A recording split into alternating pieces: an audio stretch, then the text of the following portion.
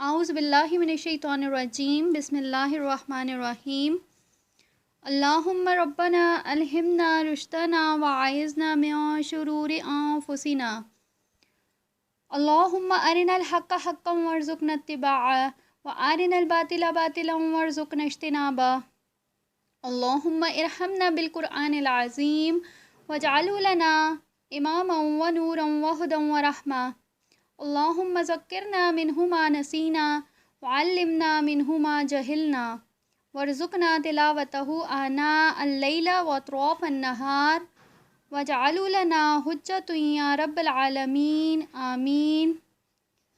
رب اشرح لی صدری ویسر لی امری واحلل عقدۃ من لسانی یفقہوا قولی رب یسر ولا تعسر وتمم بالخیر وبک نستعین آمین یا رب العالمین۔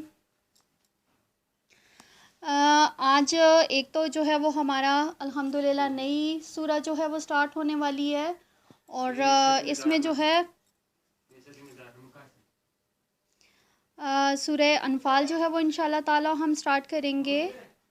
اس میں ہم دیکھ لیتے ہیں کہ اس کا جو نزول ہے وہ 2 ہجری میں جنگ بدر کے بعد ہوا تھا، ٹھیک ہے۔ اس میں 10 رکوع ہیں، 75 آیات ہیں اور 1075 کلمات ہیں۔ یہاں پہ سب سے پہلے ہم دیکھ لیتے ہیں کہ اس کا یہ جو سورہ انفال ہے اس کا بیک گراؤنڈ کیا ہے۔ یہ بہت امپورٹنٹ سورہ ہے، اس لیے اس کا جو بیک گراؤنڈ ہے اس کو بہت اچھے سے سمجھنے کی ضرورت ہے، ٹھیک ہے۔ جیسے کہ پہلے میں نے بتایا کہ یہ جو سورہ ہے یہ 2 ہجری کے آس پاس یہ مدینہ منورہ میں نازل ہوئی تھی، اور اگر دیکھا جائے تو اس کا جو بیشتر جو مضمون ہے وہ جنگ بدر اور اس کے واقعات اور مسائل سے متعلق ہے۔ اب یہاں پہ ہم دیکھتے ہیں کہ یہ جو جنگ ہوئی تھی یہ اسلام اور کفر کے درمیان میں یہ پہلا معرکہ تھا، ٹھیک ہے، اور جس میں اللہ تعالیٰ نے مسلمانوں کو ایک بہت روشن جو فتح تھی وہ عطا فرمائی تھی۔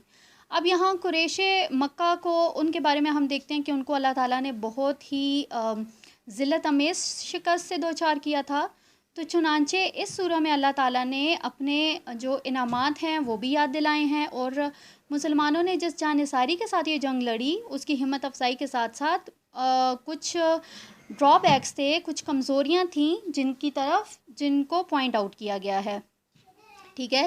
اسی طرح سے ان کو کچھ انسٹرکشنز دی گئیں کہ اگر وہ ان کو فالو کریں گے تو فیوچر میں ہمیشہ جو ہے وہ انشاءاللہ تعالی کامیابی اور فتح جو ہے وہ ان کو نصیب ہوگی۔ اب یہاں پہ ہم دیکھتے ہیں کہ اس سورہ کے اندر ہمیں کچھ احکامات بھی نظر آئیں گے، انسٹرکشنز بھی ملیں گی، اور بہت ساری ایسی چیزیں بھی ملیں گی جو کہ مسلمانوں کے لیے تھیں یا پھر ان کو سمجھانے کے لیے تھیں، ان کو بتانے کے لیے بہت ساری چیزیں ملتی ہیں۔ یہاں پہ ایک تو ہمیں جہاد اور مال غنیمت کی تقسیم کے بارے میں بھی جو احکامات ہیں وہ بھی انشاءاللہ تعالیٰ ملیں گے، کیونکہ یہ جو جنگ بدر تھی اس میں کیا ہوا تھا کہ یہ کفار کے ظلم و ستم کی وجہ سے یہ پیش آئی تھی نا، بلکہ ان کے ایک بدلے کے طور پہ یہ پیش آئی تھی۔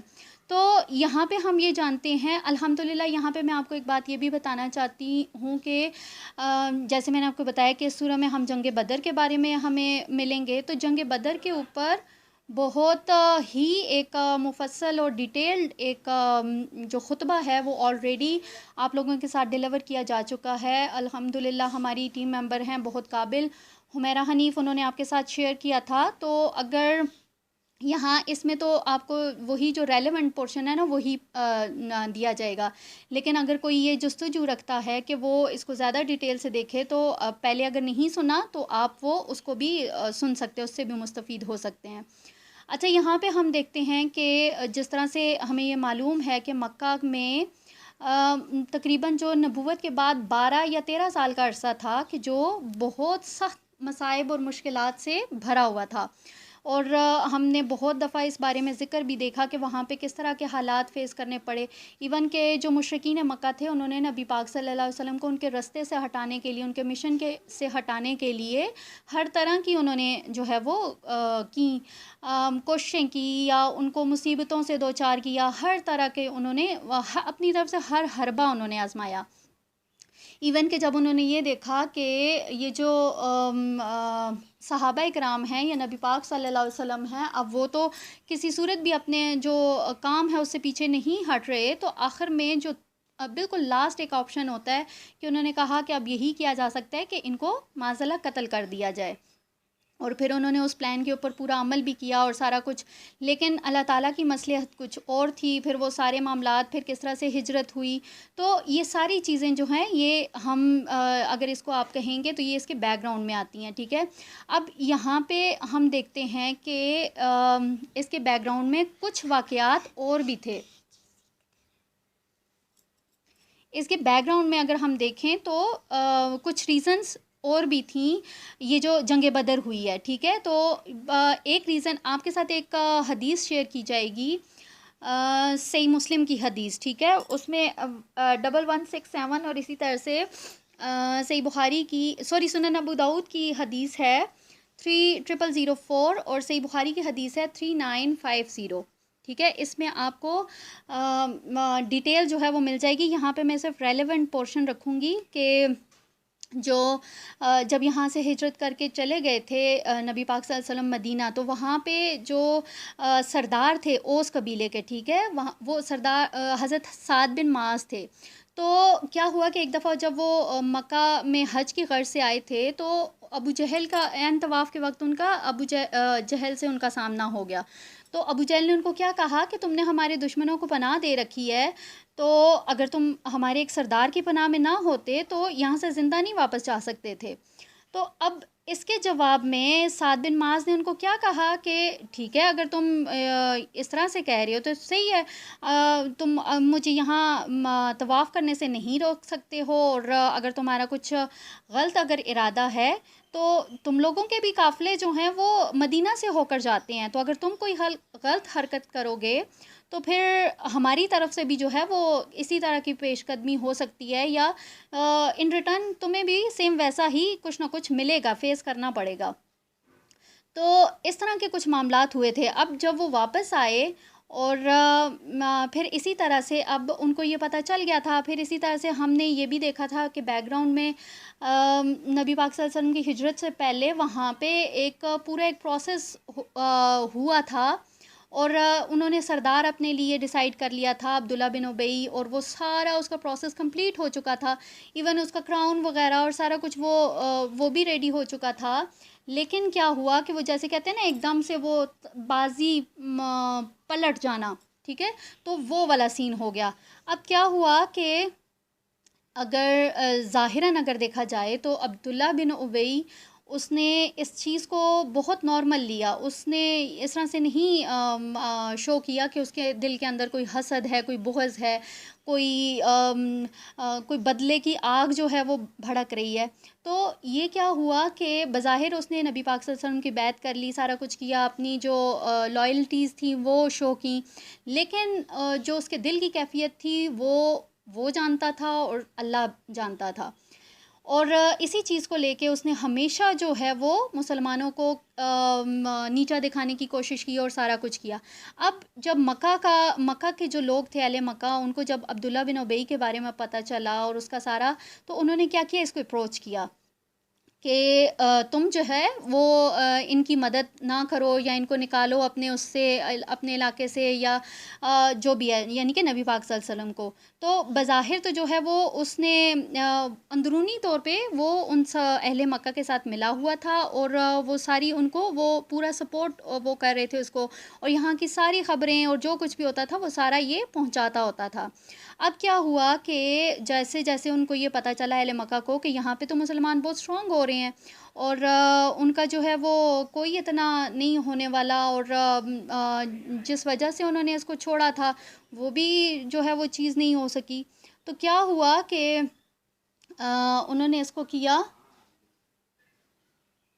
تو کیا ہوا کہ انہوں نے اس نے کیا کیا کہ سارا جو تھا وہ اس نے ان کو بتایا، اور پھر یہ جو اہل مکہ تھے ان لوگوں نے اندر ہی اندر جو تھا وہ مدینہ کے اوپر حملہ کرنے کا سوچا. اب ان لوگوں نے کیا کیا کہ ان کے جتنے بھی ان کے جو مرد اور عورتیں تھیں، ٹھیک ہے، اہل مکہ میں، ان کے پاس ان کی جو بھی جمع پونجی تھی، جو سونے چاندی یا جو بھی ان کے زیورات یا جو بھی کسی کے پاس کوئی مال و دولت تھا، وہ سارا کا سارا انہوں نے کیا کیا، جمع کیا. اور ابو سفیان جو ہے ان کے انڈر انہوں نے ایک تجارتی قافلہ جو ہے وہ بھیجا. اور کہا جاتا ہے کہ اس قافلے میں یہ سمجھ لیں کہ اہل مکہ کا سب کچھ جو تھا وہ اس میں تھا.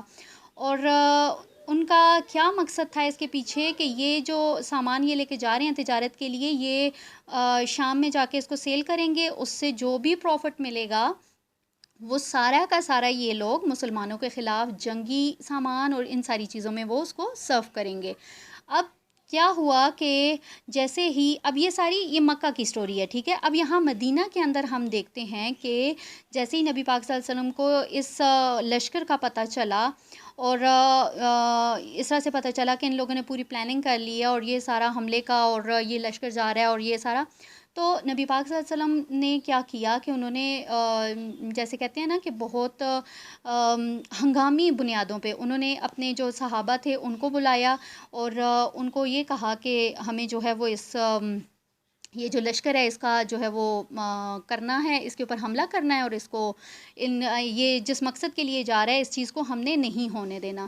اب کیا ہوا کہ انہوں نے جیسے ہی کال کی اس کے لیے حملے کے لیے، تو ان کے پاس 313 صحابہ جو تھے وہ اس وقت اکٹھے ہو گئے. اب یہاں سے یہ لوگ چلے گئے اور یہ جو لشکر تھا ابو سفیان کا تجارتی قافلہ، یہ اس کی طرف چلے گئے، مطلب اس کو فالو کرنے کے لیے، اس کے اوپر حملہ کرنے کے لیے. اب جیسے ہی اس چیز کا پتہ اس کو چلا ابو سفیان کو، ان کو جب اس بات کا پتہ چلا کہ اس طرح سے اہل مدینہ جو ہے وہ ان کے جو قافلہ ہے اس کو لوٹنا چاہ رہے ہیں اور اس کے اوپر حملے کا ارادہ ہے ان کا، تو انہوں نے کیا کیا کہ انہوں نے نا سب سے پہلا کام یہ کیا کہ اس لشکر کی خبر جو ہے وہ مکہ کے اندر وہ ابو جہل کو دے دی، ٹھیک ہے. اور دوسرا کام انہوں نے کیا کیا کہ انہوں نے جو ان کا روٹ تھا اس کو چینج کر دیا. اب انہوں نے کیا کیا کہ انہوں نے وہ ساحل کی طرف، بحیرہ احمر کی طرف، ساحل کی راستے سے وہ لمبا چکر کاٹ کے وہ انہوں نے یہ سوچا کہ ہم مکہ پہنچ جائیں. اب جیسے ہی ابو جہل کو اس بات کا پتہ چلا کہ اس طرح سے اہل مدینہ جو ہیں وہ ہمارے لشکر کے، وہ ہمارے قافلے کے اوپر حملہ کرنے والے ہیں، تو اس نے کیا کیا کہ اس نے ایک بہت بڑا ایک پورا پلان بنایا، ایک لشکر تیار کیا اور اس میں تقریباً 1000 کے قریب اس میں لوگ تھے اور ان کے پاس بہت زیادہ جنگ کا سامان بھی تھا اور سارا کچھ تھا. اب وہاں پہ کیا ہوا کہ ظاہرہ ابو سفیان تو اپنا روٹ چینج کر چکے تھے نا، لیکن یہاں سے کیا ہوا کہ جیسے ہی نبی پاک صلی اللہ علیہ وسلم ابھی یہ لشکر کے پاس نہیں پہنچے تھے، یہ تجارتی قافلے کے پاس، انہیں جیسے ہی یہ خبر ملی کہ یہ جو قافلہ ہے اس نے اپنا روٹ چینج کر لیا ہے اور مکہ سے جو ہے وہ ایک لشکر، ایک بہت بڑا لشکر جو ہے وہ آ رہا ہے ان کے مقابلے کے لیے. اب یہاں پہ تھوڑی سی سچویشن آکورڈ سی ہو گئی تھی نا کہ اب کیا کیا جائے. اچھا، یہاں سے آگے جو ہے یہ آپ جب دیکھیں گے اگلی آیات، تو یہاں سے اگلا جو پورشن ہے وہ انشاءاللہ تعالی میں آپ کو جو جیسے جیسے آیات آئیں گی تو اس کے ساتھ میں آپ کو ڈیفائن کروں گی، ٹھیک ہے. یہ کچھ تھوڑا سا اس کا بیک گراؤنڈ جو تھا وہ میں نے آپ کو بتا دیا. اچھا، یہاں سورہ انفال میں آپ نے جو اس کے کچھ مین پوائنٹس ہیں، ٹھیک ہے، وہ دیکھ لیں کہ اس کے اندر سورہ انفال کے اندر کیا کیا چیزیں جو ہے وہ ڈسکس کی جائیں گی یا کون سے اہم پوائنٹ ہیں جو کہ ہمیں اس سورہ کے اندر ملیں گے. اچھا، سب سے پہلا جیسے ہی سورہ سٹارٹ ہوتی ہے تو پہلی ہی آیت میں ہمیں یہ پتہ چلتا ہے کہ ہر حال میں اطیعوا اللہ و اطیعوا الرسول، اس چیز کو فالو کرنا ہے. اب یہ کس کے لیے تھا؟ یہ مومنین کے لیے تھا. اسی طرح سے اگر دوسرا اس کا امپورٹنٹ پوائنٹ دیکھ لیں تو وہ کیا ہے کہ مال غنیمت کے بارے میں پتہ چلتا ہے اور اس میں کیٹیگوریکلی اللہ تعالیٰ نے بتایا کہ مال غنیمت جو ہے وہ صرف اور صرف اس کے اوپر اللہ اور اس کے رسول کا حق ہے. اس کے بھی بیک گراؤنڈ میں بتاؤں گی کہ عرب میں کیا چیز جو اس وقت تھی وہ بہت کامن تھی جس کی وجہ سے یہ جو آیت ہے یہ نازل ہوئی. اسی طرح سے اس کا تیسرا پوائنٹ کیا ہے کہ جو بدر کی فتح تھی اس میں اللہ تعالیٰ کی جو نصرت تھی یا اللہ تعالیٰ کی جو مدد تھی وہ کیا، جو اللہ تعالیٰ کی مدد کیا تھی، جو ملائکہ کا کہا تھا نا اللہ تعالیٰ نے کہ 1000 فرشتوں سے ان کی مدد کی جائے گی. تو یہ صرف اور صرف کیا تھا کہ مسلمانوں کے حوصلے بڑھانے کے لیے تھا، لیکن اگر دیکھا جائے تو حقیقی جو مدد تھی وہ تو اللہ تعالیٰ کی تھی. اگر اللہ تعالیٰ چاہے تو ایک فرشتے سے بھی کام ہو سکتا تھا، لیکن ایک مصلحت کے تحت ان کو 1000 ملائکہ کا جو ہے وہ اس طرح سے ان کو بتایا گیا کہ وہ ان کی سے آپ کی مدد کی جائے گی. اسی طرح سے اگر دیکھیں تو یہ جو بدر کا مارکا ہوا تھا یہ اللہ تعالیٰ کا کلمہ بلند کرنے کے لیے اور کفار کا جو غرور تھا اس کو خاک میں ملانے کے لیے ہوا تھا. اور اس میں ہم یہ بھی دیکھیں گے کہ اللہ اور اس کی رسول کی اطاعت میں میں جو ہے وہ کسی بھی قسم کی خیانت نہیں کرنی چاہیے. اگر ہوگی تو پھر اس کے کیا رزلٹس نکلیں گے وہ بھی انشاءاللہ تعالیٰ ہم اس میں پڑھیں گے. اور جو مین چیز اس میں اللہ تعالیٰ نے بتائی ہے وہ کیا ہے کہ مومنوں کے لیے جو ہے وہ اللہ ہی بہترین مددگار ہے. ٹھیک ہے، اللہ کے علاوہ کوئی بھی جو ہے کسی کی مدد نہیں کر سکتا. یہاں اسپیشلی یہ بات جو اہل ایمان تھے ان کو بتائی گئی. اسی طرح سے مال غنیمت کے بارے میں آگے ہم آیات دیکھیں گے کہ اس میں بتایا گیا کہ 5واں حصہ جو ہے وہ نبی پاک صلی اللہ علیہ وسلم کے لیے ہوگا اور ان کی آل کے لیے ہوگا. اور جو ظاہرہ یہاں سے آگے یہ جو پہلی جنگ تھی اس کے بعد جنگوں کا ایک طویل سلسلہ شروع ہونے والا تھا. تو یہاں پہ یہ بتایا گیا کہ جب بھی اس طرح کے حالات ہوں گے، جنگ کے حالات ہوں گے، تو اس میں آپ نے کیا کرنا ہے، صرف اور صرف اللہ تعالیٰ کو یاد کرنا ہے.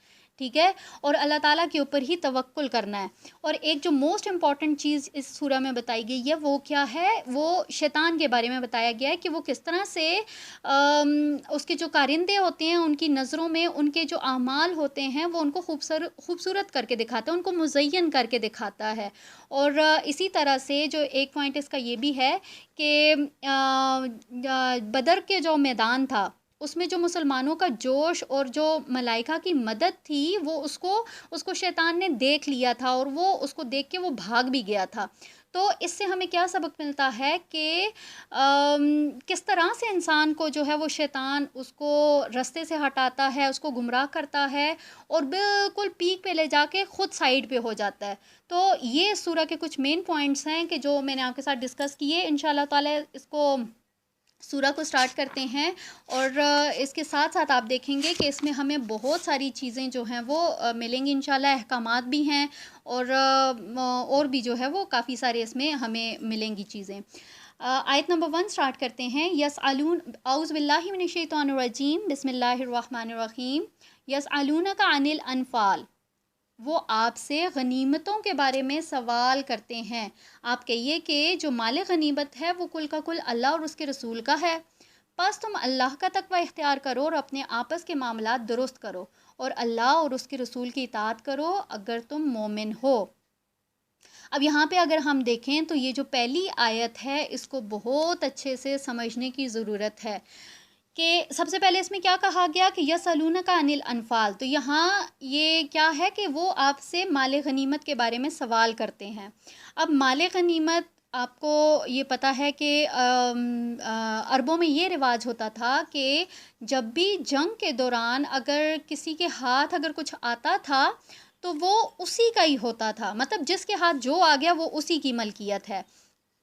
اب یہاں پہ بھی ظاہرہ جنگ جیت چکے تھے، پھر اس کے ساتھ بہت سارا مال غنیمت بھی ہاتھ آیا تھا. تو بہت سارے لوگ ایسے تھے کہ جو لوگ جن کے ہاتھ کچھ بھی نہیں آیا تھا لیکن وہ جنگ میں شریک تھے اور وہ نبی پاک صلی اللہ علیہ وسلم کی جو حفاظت پہ مامور تھے، ظاہرہ وہ اپنی پوسٹ چھوڑ کے تو نہیں جا سکتے تھے مال غنیمت کو لوٹنے کے لیے.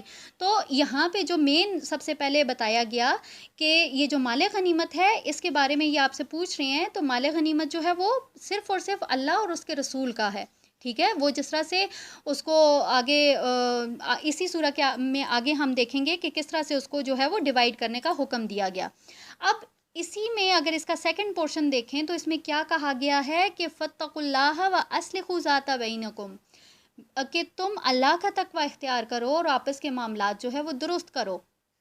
ابھی آپس کے معاملات کیا تھے، اب ظاہر ہے یہاں پہ یہ جو ایک یہ والا سلسلہ شروع ہو گیا، یا اس سے پہلے یا اس کے بعد کے بھی جو بتایا گیا، یا جنگ کے دوران بھی اکثر ایسا ہو سکتا ہے کہ آپس میں اختلافات ہو سکتے ہیں یا کچھ بھی ہو سکتے ہیں، تو یہاں پہ اللہ تعالیٰ نے شروع میں ہی بتا دیا کہ آپس کے جو اختلافات ہیں اس کو درست کرو، ٹھیک ہے۔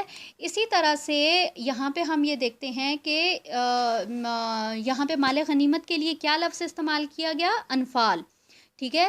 قرآن پاک کے اندر ہم دیکھیں گے کہ یہ جو مال غنیمت ہے اس کے لیے 3 قسم کے ورڈز یوز کیے گئے ہیں، ٹھیک ہے۔ کون کون سے؟ سب سے پہلے یہ انفال ہم نے دیکھ لیا اسی آیت کے اندر، آیت نمبر 1 میں، کہ مال غنیمت کے لیے انفال کا لفظ استعمال کیا گیا، ٹھیک ہے۔ انفال کس کو کہتے ہیں؟ انفال جو ہے وہ نفل کی جمع ہے، اور اس کے معنی کیا ہے کہ کوئی ایکسٹرا چیز، ٹھیک ہے۔ اس کی اگزامپل ہم اس طرح سے دے سکتے ہیں کہ جس طرح سے آپ نماز پڑھتے ہیں، نماز کے ساتھ آپ ایڈیشنل نفل پڑھتے ہیں، ٹھیک ہے۔ تو اب نفل جو ہیں وہ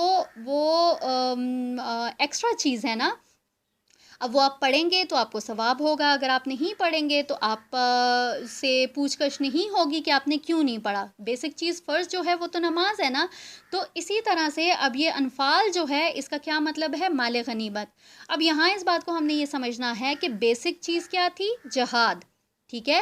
جہاد کا حکم دیا گیا تھا، جنگ کا حکم دیا گیا تھا، اس کے اوپر ایڈیشنل جو چیز تھی وہ مال غنیمت تھا، ٹھیک ہے۔ تو یہاں یہ بات سمجھائی گئی کہ مین جو آپ کا مقصد ہے وہ جنگ کرنا ہے، وہ جہاد کرنا ہے، لیکن اگر اس جنگ کے سلسلے میں اگر آپ کے ہاتھ میں اگر مال غنیمت آ جاتا ہے تو وہ ایک اضافی شے ہے، ٹھیک ہے۔ اور ان چیزوں کو لے کے جو ہے وہ آپس میں آپ لوگوں نے معاملات خراب نہیں کرنے ہیں۔ اسی طرح سے یہاں پہ آگے کیا کہا گیا کہ وَأَطِیعُوا اللَّهَ وَرَسُولَهُ إِن كُنتُم مُؤْمِنِینَ، کہ اللہ اور اس کے رسول کی اطاعت کرو، ان کنتم مؤمنین، اگر تم مومن ہو۔ ایک کنڈیشن رکھ دی گئی کہ اگر تو تم مومن ہو تو پھر تمہیں ہر حال میں اللہ اور اس کے رسول کی اطاعت کرنی ہے۔ اب یہاں پہ دیکھیں، اچھا اس کو میں بعد میں ایکسپلین کرتی ہوں، پہلے میں آپ کو وہ 3 ورڈز بتا دوں کہ جو ہمیں، ایک تو یہ انفال ہے اور دوسرا ہے اس کو ہم دیکھیں گے مال غنیمت کے لیے جو استعمال کیا گیا ورڈ وہ ہے مال فے۔ اس کو ہم دیکھیں گے، یہ ہمیں ملے گا سورہ حشر کی آیت نمبر 6 میں، یہ ہمیں ملتا ہے، ٹھیک ہے، کہ کفار کا وہ مال جو کہ بغیر جنگ کے مسلمانوں کے ہاتھ آ جائے اسے کیا کہیں گے؟ مال فے ہوگا، وہ بھی مال غنیمت ہی لیکن وہ مال فے کہلائے گا۔ اسی طرح سے تیسرا قرآن پاک کے اندر ورڈ یوز کیا گیا مال غنیمت کے لیے، وہ ہے غنائم کے سے ہمیں ملے گا، ٹھیک ہے، وہ غنیمت ہی ہے، ٹھیک ہے، یعنی کہ مال غنیمت۔ تو یہ 3 ورڈز جو ہیں وہ قرآن پاک میں مال غنیمت کے لیے استعمال کیے گئے، انفال، فے اور غنیمت۔ اب یہاں پہ ہم دیکھتے ہیں جیسے مومنین کی بات کی گئی کہ تم اللہ اور اس کے رسول کی اطاعت کرو اگر تم مومن ہو۔ یہ سمجھ لیں کہ یہ جو ورڈ استعمال کیا گیا یہ ایک کنڈیشن ہے اللہ تعالیٰ کی طرف سے، کہ ہم نے الحمدللہ اس سے پہلے اسلام اور ایمان بہت اچھے سے ہم نے وہ والی حدیث سمجھ لی ہے، سیم اسی طرح سے مومن اور مسلمان بھی ہے، ان دونوں میں بھی فرق ہے۔ مسلمان تو آپ نے کلمہ پڑھ لیا آپ مسلمان ہو گئے، لیکن مومن کے لیے آپ کو تھوڑی سی ایفرٹ کرنی پڑے گی۔ اب یہاں پہ ہم دیکھتے ہیں کہ اسی چیز کو جو ہے وہ سورہ حجرات کی آیت نمبر 14 میں اس کو ڈسکس کیا گیا کہ اے نبی صلی اللہ علیہ وسلم، یہ بدو لوگ کہہ رہے ہیں کہ ہم ایمان لے آئے، ٹھیک ہے، یعنی کہ اب کوئی بھی کہہ سکتا ہے کہ ہم، ظاہر ہے اس وقت اسلام اتنا جب پھیل رہا تھا مدینہ کے اندر تو بہت سارے لوگ جو تھے وہ کہہ رہے تھے کہ ہم جو ہے وہ ایمان لے آئے، ہم مسلمان ہو گئے، یا یہ سارا کچھ۔ تو یہاں پہ ان سے کیا کہا گیا کہ نبی پاک صلی اللہ علیہ وسلم ان سے کہہ دیجئے کہ تم ایمان نہیں لائے ہو، بلکہ تم یہ کہو کہ ہم مسلمان ہو گئے ہیں، کیونکہ ابھی تک ایمان جو ہے وہ تمہارے دلوں میں داخل نہیں ہوا ہے۔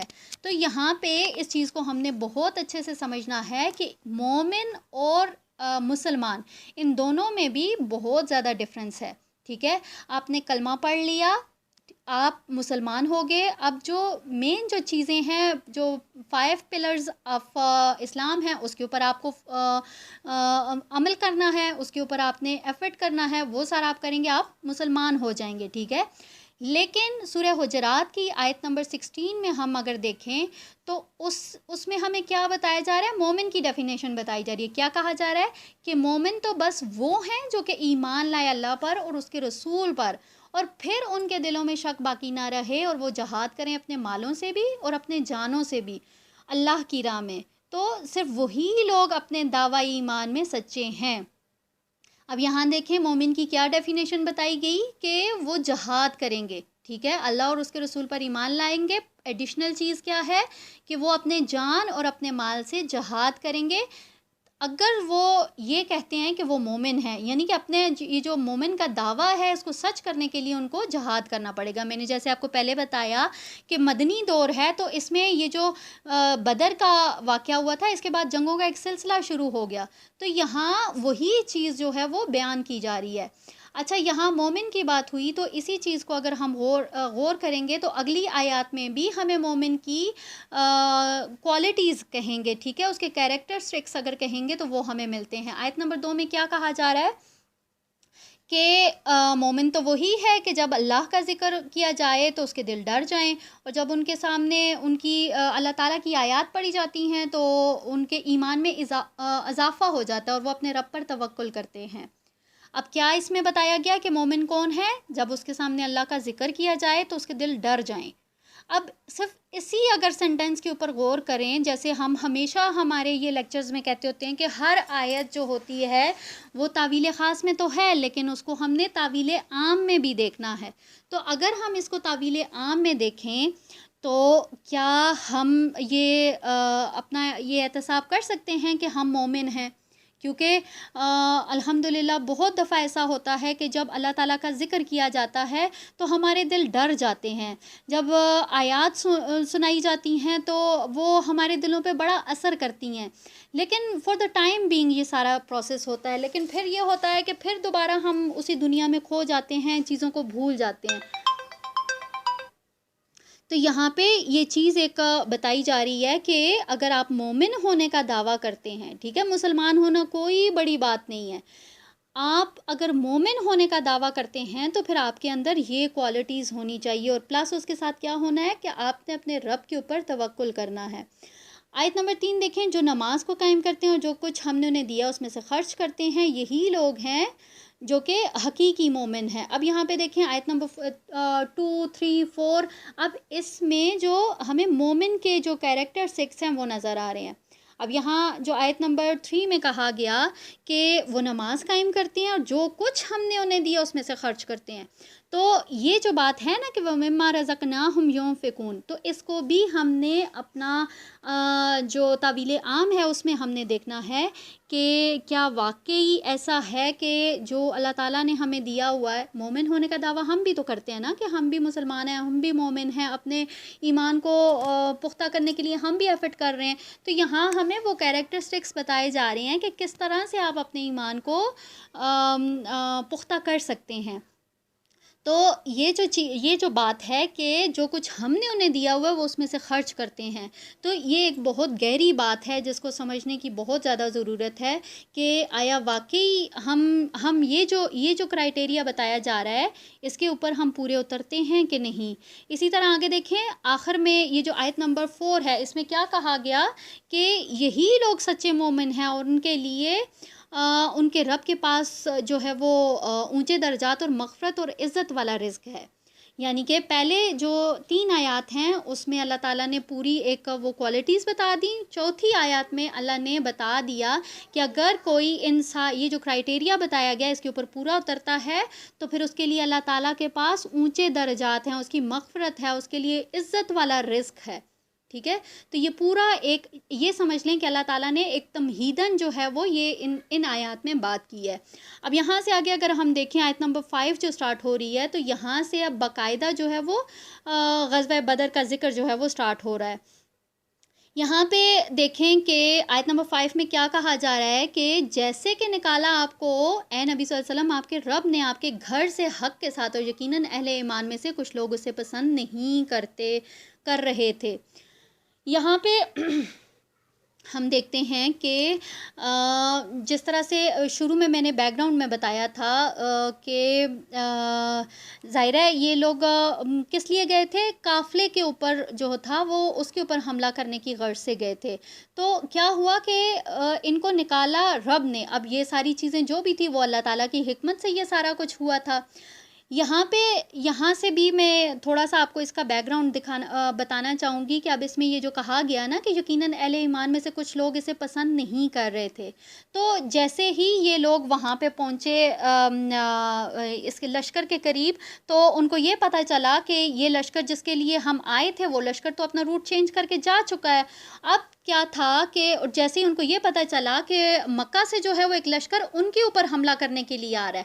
اب بیسک جو ان کے مائنڈ میں تھا، یہ جو مسلمان تھے ان کا کیا تھا کہ یہ جو لشکر ہے اس میں بہت سارا جو مال ہے، بہت سارا مال غنیمت ہاتھ آئے گا، اور اس کے ساتھ صرف 40 لوگ تھے جو کہ اس قافلے کی حفاظت کے اوپر مامور تھے، اور یہ لوگ 313 تھے. اب 40 لوگوں کو ان کے ساتھ مقابلہ کرنا ناٹ اے بگ ڈیل.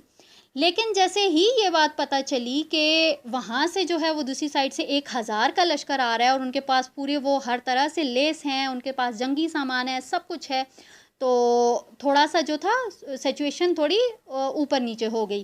اب کیا ہوا کہ کچھ لوگ تھے اس میں. اب یہاں پہ اس چیز کو بھی آپ نے سمجھنا ہے کہ یہ نا ایک تھوڑا سا وہ ہوتا ہے نا اسکروٹنی والا ایک عمل ہے. اب یہ اللہ تعالیٰ کی طرف سے وہ ہو رہا ہے، آزمائش ہے نا. آزمائش تو شرط ہے کہ آپ جب بھی ایمان کا دعویٰ کریں گے آپ کو آزمایا تو جائے گا. تو یہاں پہ بھی اب سیم یہ سمجھ لیں کہ ایک آزمائش والا جو ہے وہ ایک یہاں پہ ایک سلسلہ ہے. سیم جس طرح سے ہم یہاں پہ دیکھتے ہیں سورہ بقرہ کے اندر ہم نے دیکھا تھا اینڈ پہ کہ حضرت طالوت اور جو جالوت کی جنگ ہوئی تھی، تو حضرت طالوت نے اپنے جو لشکر تھا اس کو کیا کہا تھا کہ دریا سے گزرو گے تو پانی نہیں پینا.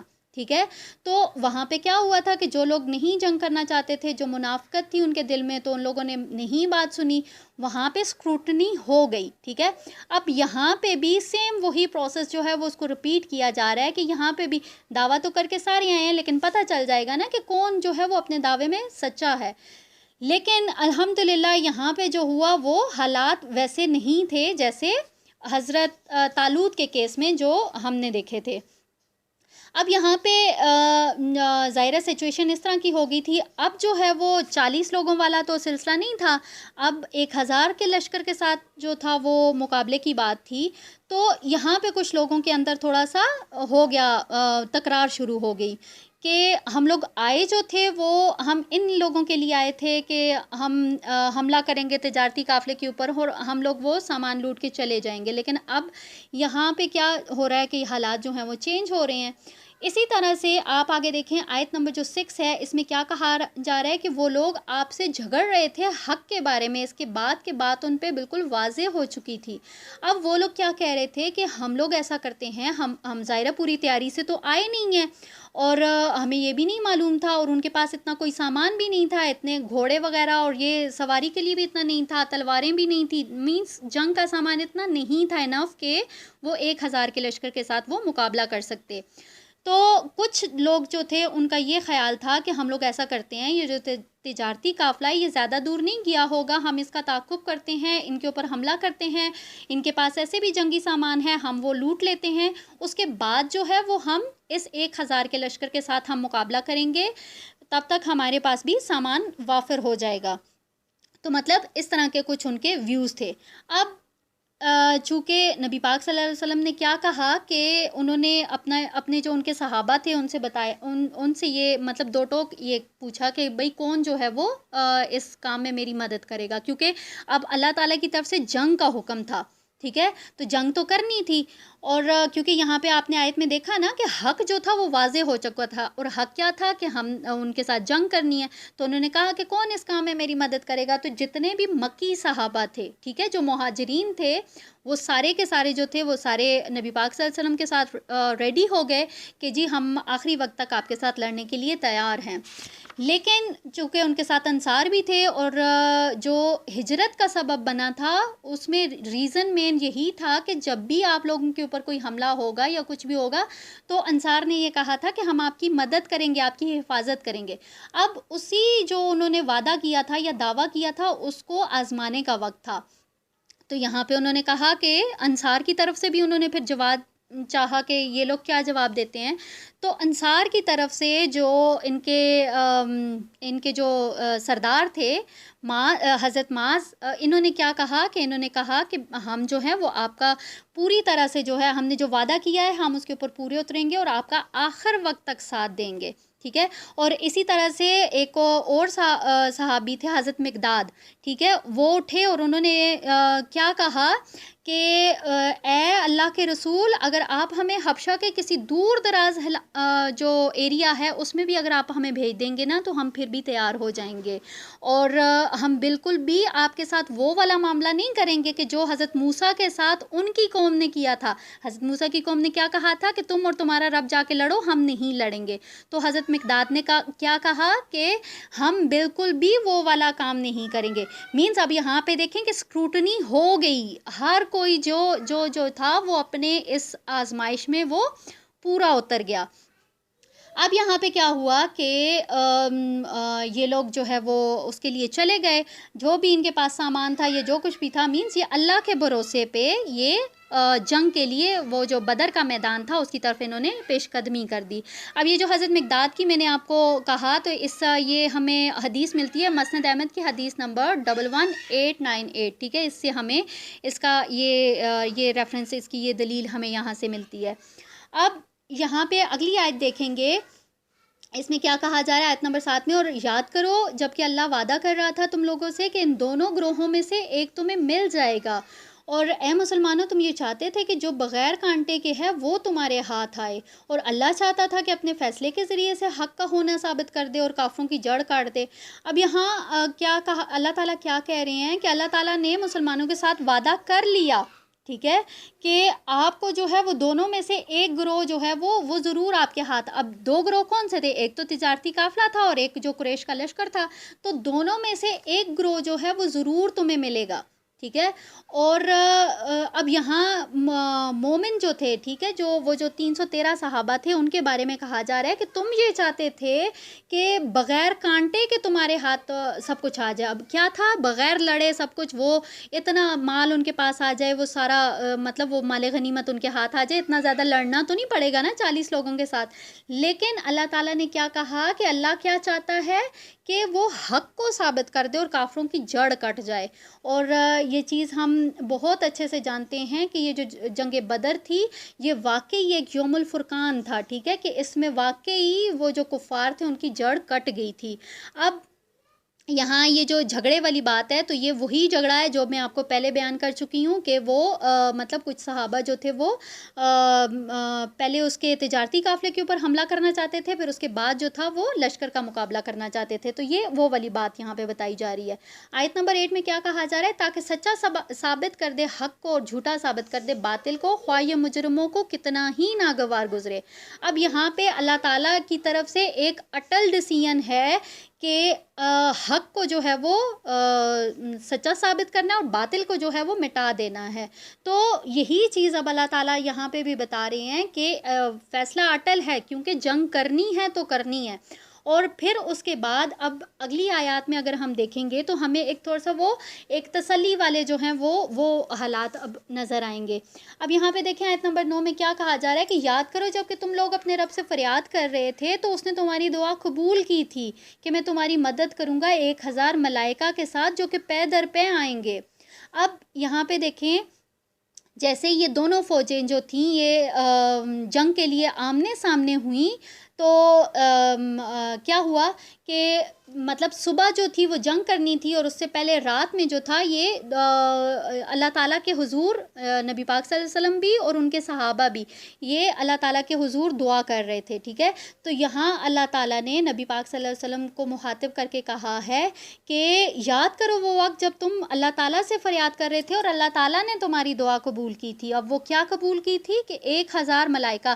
اب ان کے ذہن میں یہ تھا نا کہ یہ جو ہم 313 لوگ 1000 1000 کے لشکر کے ساتھ کیسے جو ہے وہ مقابلہ کریں گے. تو شروع بیک گراؤنڈ میں نے جب آپ کو کہا تھا کہ یہ جو 1000 ملائکہ کا جو اللہ تعالیٰ نے ان کی مدد کی جو ایک خوشخبری سنائی تھی، تو اس کے پیچھے کیا ایک اگر سائیکلوجیکل ریزن دیکھیں تو وہ کیا آتا ہے کہ انسان کا ہوتا ہے نا کہ برابر کا مقابلہ ہو. تو وہ 1000 تھے، تو اسی کو برابر کرنے کے لیے اللہ تعالیٰ نے بھی کہا کہ تمہاری 1000 ملائکہ کی جو ہے وہ تمہاری مدد کے لیے آئیں گے. ٹھیک ہے، تو یہاں یہ جو 1000 ملائکہ کا بتایا گیا، جو ایک فگر دیا گیا، وہ بھی ایک مصلحت کے تحت تھا. لیکن جیسے پہلے میں نے بتایا کہ اگر اللہ تعالیٰ کسی ایک فرشتے کے ذریعے سے بھی ٹھیک ہے اگر چاہتا تو وہ مدد کر سکتا. ایون اللہ تعالیٰ کے لیے صرف اتنا ہے کہ وہ کہے کن اور پھر فیکون ہو جاتا ہے. تو یہ جو ایک فگر دیا گیا، یہ صرف اور صرف ایک، اس کو آپ یہ سمجھ لیں کہ مسلمانوں کے حوصلے بلند کرنے کے لیے تھا. اب یہاں ہم دیکھتے ہیں آیت نمبر 10، اس میں کیا کہا جا رہا ہے کہ اللہ نے اس کو نہیں بنایا مگر تمہارے لیے بشارت اور تاکہ تمہارے دل اس سے مطمئن ہو جائیں، اور مدد تو اللہ ہی کی طرف سے ہوتی ہے، یقیناً اللہ تعالیٰ زبردست حکمت والا ہے. اب یہاں پہ ہم دیکھتے ہیں کہ نبی پاک صلی اللہ علیہ وسلم ساری رات جو ہے وہ اللہ تعالیٰ کی بارگاہ میں وہ دعا کرتے رہے. اسی طرح سے ان کے جو صحابہ تھے وہ بھی سارے اللہ تعالیٰ کے حضور سجدہ ریز رہے. اب نبی پاک صلی اللہ علیہ وسلم کے دل میں کیا تھا کہ اگر یہ جو مارکہ ہے، ٹھیک ہے، انسان تھے نا، ان کے دل میں ایک خدشہ تھا کہ اگر تو یہ ہو گیا کہ صبح اگر کفار اگر جیت گئے تو پھر کیا ہوگا. یہ جو مٹھی بھر لوگ ہیں، یہ جو مسلمان ہیں، یہ جو پکے مطلب مومن ہیں، تو یہ اگر ختم ہو گئے تو پھر کیا ہوگا. یہ ظاہر ہے یہاں سے اگر کفار اگر غلبہ حاصل کر لیتے ہیں تو ان کا سیکنڈ سٹیپ کیا ہوگا کہ وہ مدینہ کے اوپر حملہ کریں گے. اور پھر اس کے بعد کیا ہوگا کہ یہ جو کچھ جو لوگ ہیں جو دائرہ اسلام میں داخل ہوئے ہیں، یہ بھی ان کو وہ ظاہرہ ختم کر دیں گے. ان کا انٹینشنز تو پتہ تھی نا.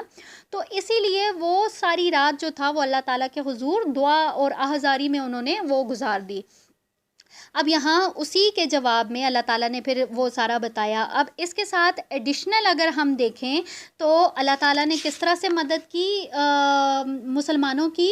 آیت نمبر 11 میں دیکھیں کہ یاد کرو جب کہ اللہ تمہاری تسکین کے لیے تم پر نیند طاری کر رہا تھا اور تم پر آسمان سے پانی برسا رہا تھا کہ تاکہ تمہیں اس سے پاک کر دے.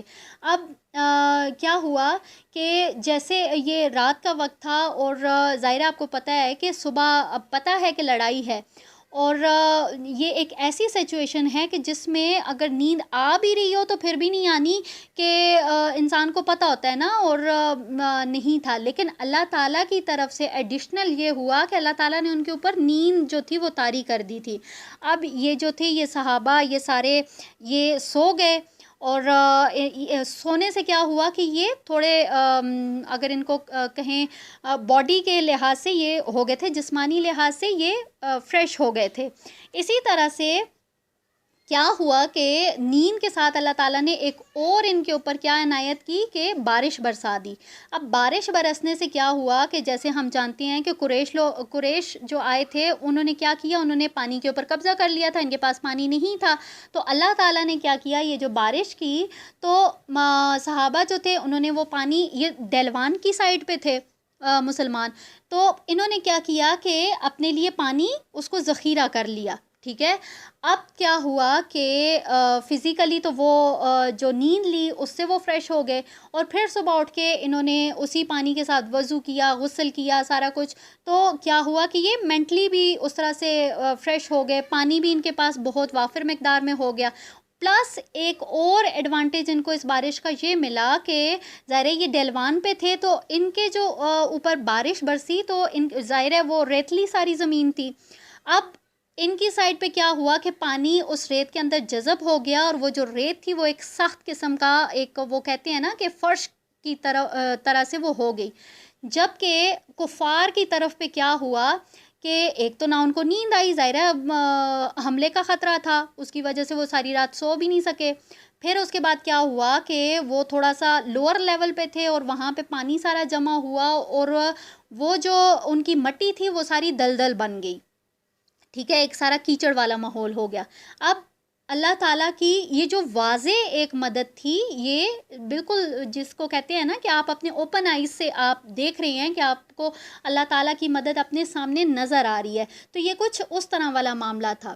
اب یہاں پہ کیا ہوا کہ یہ جس طرح سے نبی پاک صلی اللہ علیہ وسلم دعا کر رہے تھے، سیم اسی طرح سے یہ جو ابو جہل تھا، یہ بھی جب نکلا تھا مکہ سے، تو یہ بھی مکہ کا جو حرم کا جو غلاف تھا، یہ اس کو پکڑ کے اور بڑے شدت کے ساتھ یہ دعا کر کے آیا تھا کہ یا اللہ، کیونکہ اللہ کو تو یہ مانتے تھے نا، تو یہ دعا کر کے آیا تھا کہ یا اللہ تو حق کو جو ہے وہ حق کا ساتھ دینا۔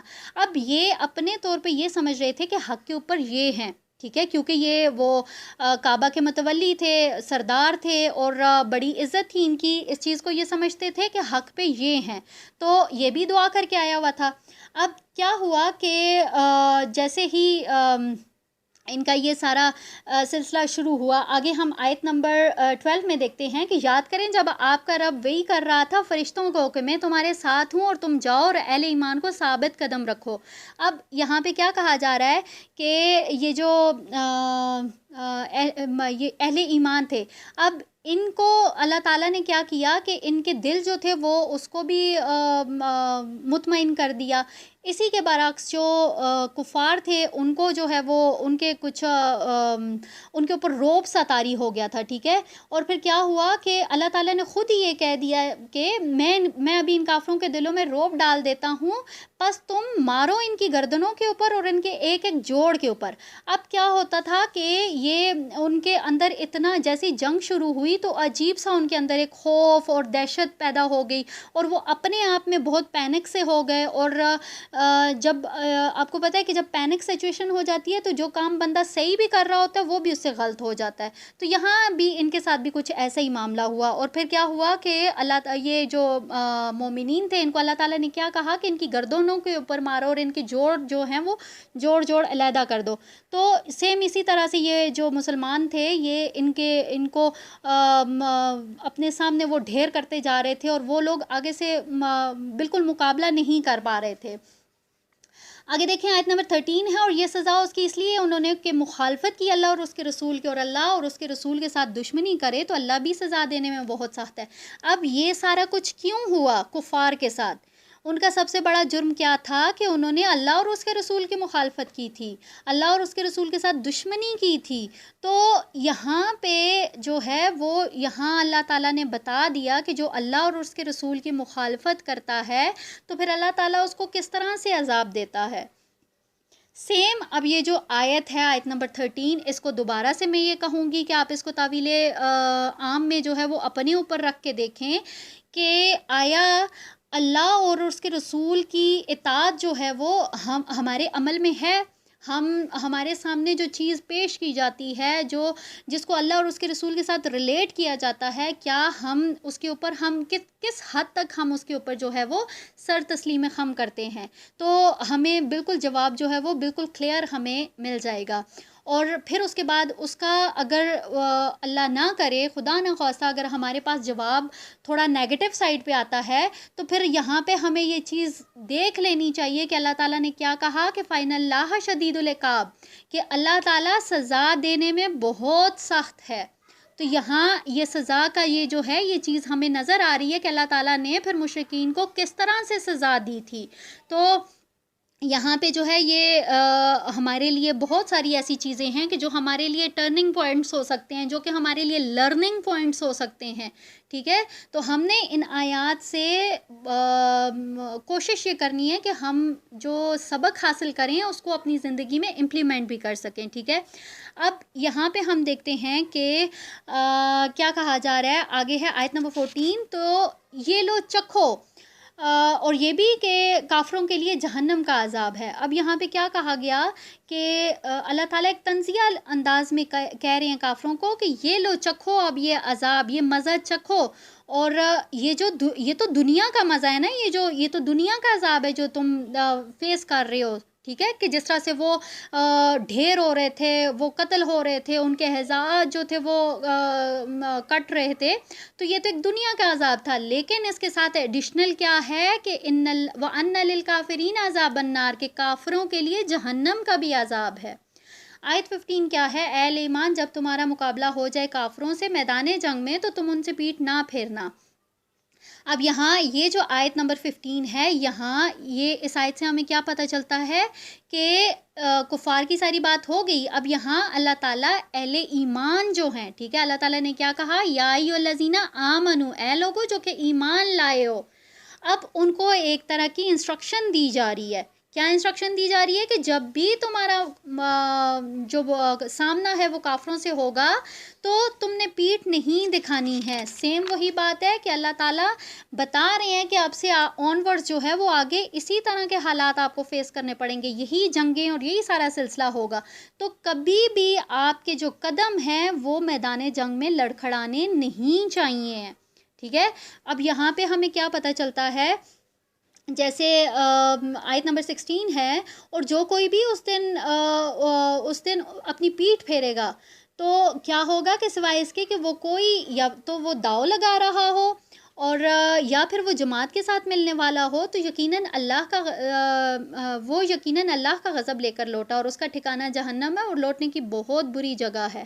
اب یہاں پچھلی آیت میں یہ کہا گیا کہ پیٹھ نہیں پھیرنی ہے، لیکن یہاں اس آیت 16 میں وہی چیز بتائی گئی کہ دیکھیں اکثر ایسا ہوتا ہے نا کہ جب آپ لیٹ سپوز اگر ہم اس کو اس طرح سے لیں کہ جیسے کوئی بہت لانگ جمپ کرنا چاہتا ہے، ٹھیک ہے، تو لانگ جمپ کرنے کے لیے ہمیشہ اگر آپ یہ چاہتے ہیں کہ آپ نے جو ٹارگٹ اپنے لیے سیٹ کیا اگر آپ اس کو اچیو کر لیں، ہمیشہ آپ کو پیچھے ہٹنا پڑتا ہے، ٹھیک ہے، تھوڑا پیچھے سے ریس لے کے آنا پڑتا ہے۔ تو یہاں پہ بھی سیم اسی طرح سے بتایا گیا کہ اگر تو آپ کی نیت یہ ہے، آپ اس نیت سے پیچھے ہٹ رہے ہیں کہ آپ کوئی جنگی حکمت عملی ہے یا کوئی آپ کے کوئی پلان کے تحت پیچھے ہٹ رہے ہیں کہ میں پیچھے ہٹ کے تو پھر تھوڑا زیادہ جوش کے ساتھ اگر حملہ کروں گا تو وہ تو سم تھنگ از ڈفرینٹ۔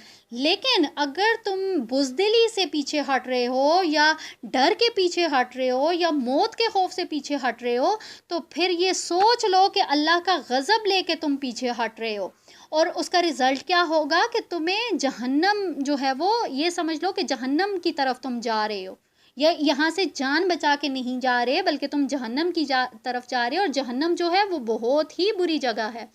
آیت 17 کیا ہے؟ پھر تم نے انہیں قتل نہیں کیا لیکن اللہ نے انہیں قتل کیا، اور جب آپ صلی اللہ علیہ وسلم نے ان پر کنکریاں پھینکی تھی تو وہ آپ نے نہیں پھینکی تھی بلکہ اللہ نے پھینکی تھی، اور تاکہ اللہ اس سے اہل ایمان کے جو جوہر ہیں نکھارے انہیں خوب اچھی طرح سے، یقیناً اللہ تعالیٰ سب کچھ سننے والا اور جاننے والا ہے۔ اب یہاں پہ یہ آیت بھی بہت امپورٹنٹ ہے۔ یہاں پہ دیکھیں اب جنگ جیت گئے مسلمان، ٹھیک ہے، سب کچھ ہو گیا، اب ایک مسلمان کے دل کے اندر غرور یا تکبر یا کوئی اس طرح کی بات نہ آئے کہ وہ یہ سمجھے کہ میں نے جو ہے وہ کوئی تیر مارا ہے، میں نے یہ قتل کیا ہے، میں نے یہ سارا کچھ کیا ہے۔ اللہ تعالیٰ نے ایک دم سے کیا کہا کہ یہ جو قتل کیا ہے وہ تم نے نہیں کیا بلکہ یہ میں نے کیا ہے۔ اور اسی طرح سے جب یہ جنگ شروع ہوئی تھی تو نبی پاک صلی اللہ علیہ وسلم نے کچھ اپنے ہاتھ سے ایک مٹی زمین سے اٹھا کے تو وہ جو قریش تھے ان کی طرف پھینکی تھی نا، تو اب اللہ تعالیٰ کیا کہہ رہے ہیں کہ یہ جو تم نے مٹی پھینکی تھی وہ تم نے نہیں پھینکی تھی، وہ بلکہ ہم نے پھینکی تھی۔ اب اللہ تعالیٰ کیا کر رہے ہیں کہ جو کچھ بھی اس جنگ کے اندر ہوا اس ساری چیزوں کو جو ہے وہ اللہ تعالیٰ اپنی طرف منسوب کر رہے ہیں، ٹھیک ہے، کہ تم نے کچھ بھی نہیں کیا، تم نے یہ جو جنگ جیتی ہے، یہ جو 1000 کے لشکر کے اوپر تم نے فتح حاصل کی ہے، یہ تم نے نہیں کی، یہ اس کے پیچھے کون ہے؟ اللہ تعالیٰ ہے۔ اب یہاں اللہ تعالیٰ نے کیوں اپنی ہی بات کو یہاں پہ آگے تھوڑا سا جسٹیفائی کر دیا ہے کہ یہ بات اس لیے کہی جا رہی ہے تاکہ اللہ تعالیٰ جو ہے وہ اہل ایمان کی جو اندرونی جو ان کی کوالٹیز ہیں نا ان کو انہینس کرنا چاہتا ہے، ٹھیک ہے، یہ نہ ہو کہ وہ غرور و فخر میں پڑھ کے وہ ان کا جوش کم ہو جائے یا وہ یہ سمجھ لیں کہ نہیں جی ہم یہ بھی کر سکتے ہیں یہ بھی کر سکتے ہیں۔ تو یہ اللہ تعالیٰ کا اس کے پیچھے کیا حکمت ہے کہ اللہ تعالیٰ چاہتا ہے کہ ان کے اندر کی جو ایبلٹیز ہیں وہ اچھی طرح سے نکھر کے باہر آئیں، ٹھیک ہے، اور آخر میں اللہ تعالیٰ نے کیا کہا کہ بے شک اللہ تعالیٰ جو ہے وہ سب کچھ سننے اور جاننے والا ہے۔ آیت 18 ہے کہ یہ تو ہو چکا، اور آئندہ کے لیے بھی سمجھ لو کہ اللہ کفار کی تمام چالوں کو ناکام بنانے والا ہے۔ اب یہ آیت کس کے لیے ہے؟ ٹھیک ہے، یہ کفار کے لیے ہے، کفار سے مخاطبت ہے۔ اس میں بتایا اللہ تعالیٰ نے کیا بتایا کہ یہ والا مارکا ہو گیا، جو حق اور باطل کی جو لڑائی تھی اس میں حق کا اللہ تعالیٰ نے ساتھ دیا۔ اب یہ جو حق کا ساتھ دیا، تو جو شروع میں نے آپ کو کہا تھا کہ ابو جہل جو دعا مانگ کے آیا تھا کہ اللہ تعالیٰ حق کا ساتھ دینا، اب کیا ہوا؟ وہ ان کے اوپر یہ چیز واضح ہو گئی تھی نا کہ حق کے اوپر کون ہے۔ وہ تو یہ سمجھ رہے تھے کہ ہم لوگ حق کے اوپر ہیں، لیکن اب جو ہے وہ بالکل ہر ایک نے اپنی آنکھ سے دیکھ لیا کہ حق کے اوپر کون ہے۔ ٹھیک ہے، اور پھر اللہ تعالیٰ نے کیا کہا کہ آئندہ بھی اگر جو ہے وہ اتنا کچھ جان لینے کے باوجود بھی اگر پھر بھی کوئی اگر چالیں کرتا ہے، کوئی اسی طرح سے پلاننگز کرتا ہے، تو نیکسٹ بھی اسی طرح یہی پروسیس رپیٹ ہوگا، سیم اسی طرح سے ہوگا کہ جو باطل ہوگا اس کو مٹا دیا جائے گا۔ جو سربلندی ہے وہ ہمیشہ حق کے لیے ہی ہے۔ ٹھیک ہے، تو یہاں اللہ تعالیٰ نے بتا دیا ہے، ٹھیک ہے، کہ یہ ابھی کے لیے تو یہ سب کچھ ہو گیا، لیکن نیکسٹ میں بھی اگر تم لوگ اس طرح کا کوئی قدم اٹھاؤ گے تو تب بھی تمہیں منہ کی کھانے پڑے گی۔ آیت 19 ہے، اگر تم فیصلہ چاہتے ہو تو تمہارے پاس اللہ کا فیصلہ آ چکا ہے۔ اب سیم جیسے میں نے آپ کو کہا تھا کہ وہ دعا کر کے آیا تھا کہ بھئی اللہ تعالیٰ فیصلہ حق کا فیصلہ کرنا ہے، تو یہاں اللہ تعالیٰ کیا کہہ رہی ہیں کہ فیصلہ اگر تم نے فیصلہ مانگا تھا نا تو یہ فیصلہ ہو چکا ہے۔ ٹھیک ہے، ابھی بھی اگر تم باز آ جاؤ تو یہ تمہارے لیے بہتر ہوگا، اور لیکن اگر پھر تم دوبارہ یہی سب کچھ کرو گے تو تمہارے ساتھ بھی یہی ساری چیزیں جو ہے وہ دوبارہ سے رپیٹ ہوں گی۔ تو یہاں اللہ تعالیٰ نے کیا کہا کہ یہ جو حق کی بات کر رہے ہو، حق واضح ہو چکا ہے، باز آ جاؤ، لیکن نہیں آؤ گے تو دوبارہ جو ہے وہ تمہیں اسی طرح سے ذلیل و رسوا کیا جائے گا۔ آخر میں اللہ تعالیٰ نے کیا کہا کہ اور تمہاری یہ جو جمعیت ہے یہ تمہارے کسی کام نہیں آ سکے گی، خواہ کتنی ہی دیر ہو، یا یہ کہ اللہ تعالیٰ جو ہے وہ اہل ایمان کے ساتھ ہے۔ یہاں پہ اللہ تعالیٰ وہ ہم نے دیکھا نا کہ 1000 کا لشکر، اتنا سارا جنگی سامان، لیکن ان کے کسی کام نہیں آیا۔ تو یہاں اللہ تعالیٰ کیا کہہ رہے ہیں کہ یہ جو تم جو کچھ بھی کرو گے وہ تمہارے کسی بھی کام نہیں آئے گا، کیونکہ اللہ تعالیٰ کا ساتھ کس کے ساتھ ہے؟ وہ اہل ایمان کے ساتھ ہے۔ یہاں پہ ہم دیکھتے ہیں آیت نمبر 20۔ اب یہ جو آیت نمبر 20 ہے اس کو ہم نے تاویل عام میں بہت غور سے جو ہے وہ اس کو ہم نے دیکھنا ہے۔ ٹھیک ہے، اب اس میں کیا کہا جا رہا ہے کہ اے لوگو جو ایمان لائے ہو، یا ایھا الذین آمنوا اطیعوا اللہ ورسولہ، دوبارہ سے وہی پہلی آیت والی بات کیا کہا جا رہا ہے کہ اے لوگو جو ایمان لائے ہو، اللہ اور اس کے رسول کا حکم مانو اور اس سے منہ نہ پھیرو جب کہ تم سن رہے ہو۔ اب یہاں پہ اس آیت کو دیکھیں تو سیم جو ہے یہ اس طرح کی آیت جو ہے وہ ہمیں قرآن پاک کے اندر بہت ساری جگہوں پہ ملتی ہے۔ ٹھیک ہے، یہ میں نے ریفرنسز شیئر نہیں کیے، لیکن ہم یہ والی آیات جو ہے اطیع اللہ اطیع رسول، یہ ہمیں بہت جگہوں پہ ملتی ہے۔ جیسے کہ سورہ نور میں جو ہے وہ آیت نمبر 51 میں اس طرح سے ہمیں ملتا ہے، سورہ محمد کی آیت نمبر 33 میں ہمیں ملتا ہے، سورہ احزاب کی آیت نمبر 71 میں ملتا ہے کہ جو ہے وہ مومن وہ ہیں جو کہ اللہ اور اس کے رسول کے حکم کی طرف جب ان کو بلایا جاتا ہے تو وہ اپنا سر جو ہے وہ تسلیم خم کر دیتے ہیں۔ تو یہی ساری چیزیں جو اس آیت میں بھی بتائی جا رہی ہے کہ آپ جو ہیں وہ اللہ اور اس کے رسول کی اطاعت کرو، اور آگے کیا کہا کہ جب کہ تم سن رہے ہو۔ ٹھیک ہے، تو اس میں کیا کہا جا رہا ہے کہ یہ جو اللہ تعالیٰ نے یہ جو ایک حکم دیا کہ اللہ اور اس کے رسول کی اطاعت کرو، تو اس حکم کو سن لینے کے باوجود بھی اگر کوئی اس چیز کو نہیں اگر تسلیم کرتا، ٹھیک ہے، ایک تو دیکھیں آپ نے ایک حکم سن لیا تو آپ اس سے نہیں آپ منہ موڑ سکتے ہیں۔ ٹھیک ہے، اور کوئی بھی بات ہوتی ہے تو اس کو سننے کے لیے نا آپ کو 3 پوائنٹس جو ہوتے ہیں وہ ذہن میں رکھنے ہوتے ہیں۔ پہلا پوائنٹ کیا ہے کہ بات جو بھی اگر اللہ اور اس کے رسول کا حکم اگر ہمارے سامنے کوئی پیش کر رہا ہے تو ہم نے اس بات کو بہت اچھے سے سننا ہے۔ ٹھیک ہے، یہ نہیں ہے کہ ہمارے سامنے بات کی جا رہی ہے اور ہمارا دھیان کسی دوسری سائڈ پہ ہو، نہیں، جب بھی اللہ اور اس کے رسول کا نام بھی اگر لیا جائے گا تو ہم نے اپنے بات کو اس کو بہت غور سے سننا ہے۔ دوسرا پوائنٹ کیا ہے کہ اس کے اوپر غور کرنا ہے۔ ٹھیک ہے. اور پھر تیسرا پوائنٹ کیا ہے کہ اس کے اوپر پورے اپنے جو دل کو خالص کرتے ہوئے اس کے اوپر عمل کرنا ہے. ٹھیک ہے. تو یہ کسی بھی بات کے لیے جو کسی بھی بات کو ایکسیپٹ کرنے کے لیے جو ایک پوائنٹس ہیں ان کو ہمیشہ ذہن میں رکھنا ہے کہ سب سے پہلے اگر اللہ اور اس کے رسول کی بات ہوتی ہے تو اس کو غور سے سننا ہے. ٹھیک ہے. اور پھر اس کے اوپر عمل بھی کرنا ہے. اب یہاں پہ کیا کہا جا رہا ہے کہ اگر ان تینوں باتوں میں سے کوئی ایک بھی بات اگر آپ کے عمل میں نہیں آتی ہے نا تو مینز آپ کا یہ جو اطاعت والا ایک ہے نا حکم آپ وہ بجا نہیں لا رہے ہیں. ٹھیک ہے.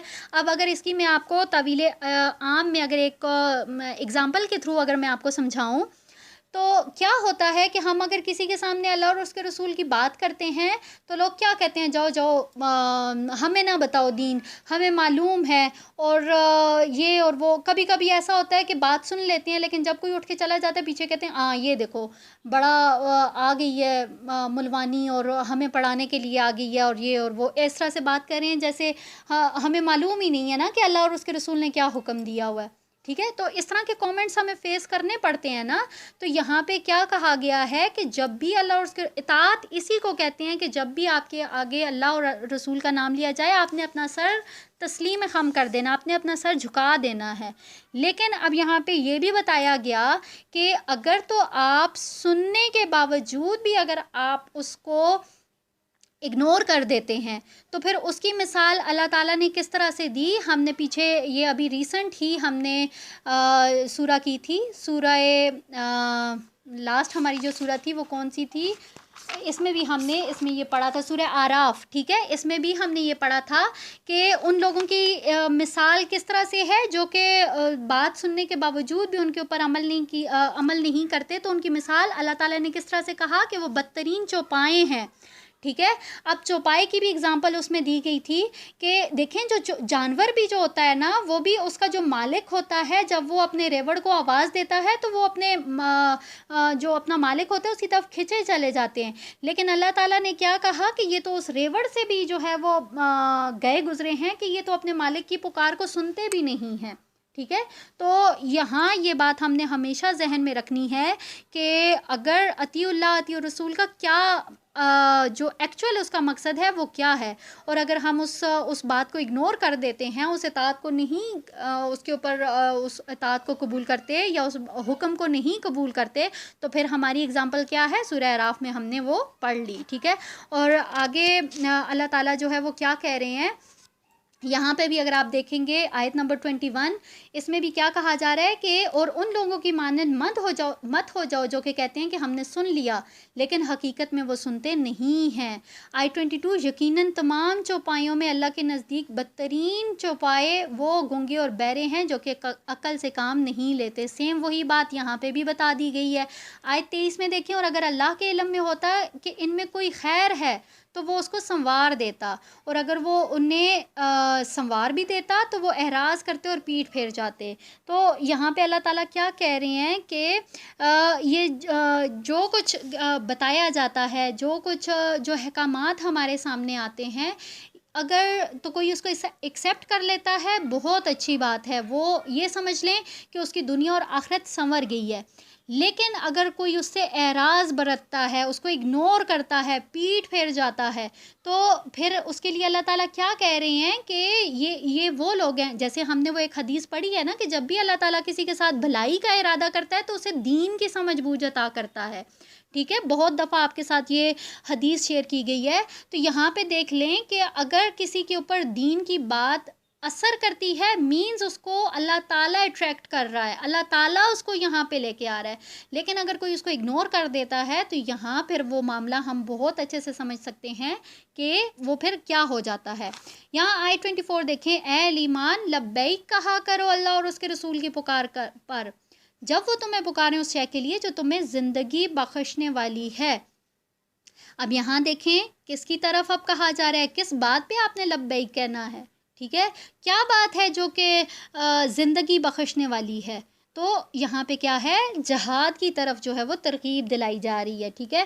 کیا کہا جا رہا ہے کہ جب بھی آپ کو اللہ تعالیٰ کی طرف سے یا نبی پاک صلی اللہ علیہ وسلم کی طرف سے آپ کو حکم ملے گا کہ آپ نے جو ہے وہ جنگ کے لیے تیاری کرنی ہے یا جنگ کے لیے تیار ہو جائیں، جیسے میں نے آپ کو یہ مدنی دور ہے، اس میں تو جنگوں کا سلسلہ ہوگا. تو یہاں تمہیداً اللہ تعالیٰ آپ کیا کہہ رہے ہیں کہ جب بھی تمہیں رسول پکاریں گے، ٹھیک ہے، تو تم نے ہمیشہ آگے سے لبیک کہنا ہے. ہمیشہ جو ہے وہ کوئی ہیلا بہانہ، کوئی حجت، کچھ بھی نہیں، کوئی آپ ریزنز نہیں دے سکتے. آپ نے ہمیشہ جو ہے وہ لبیک کہنا ہے.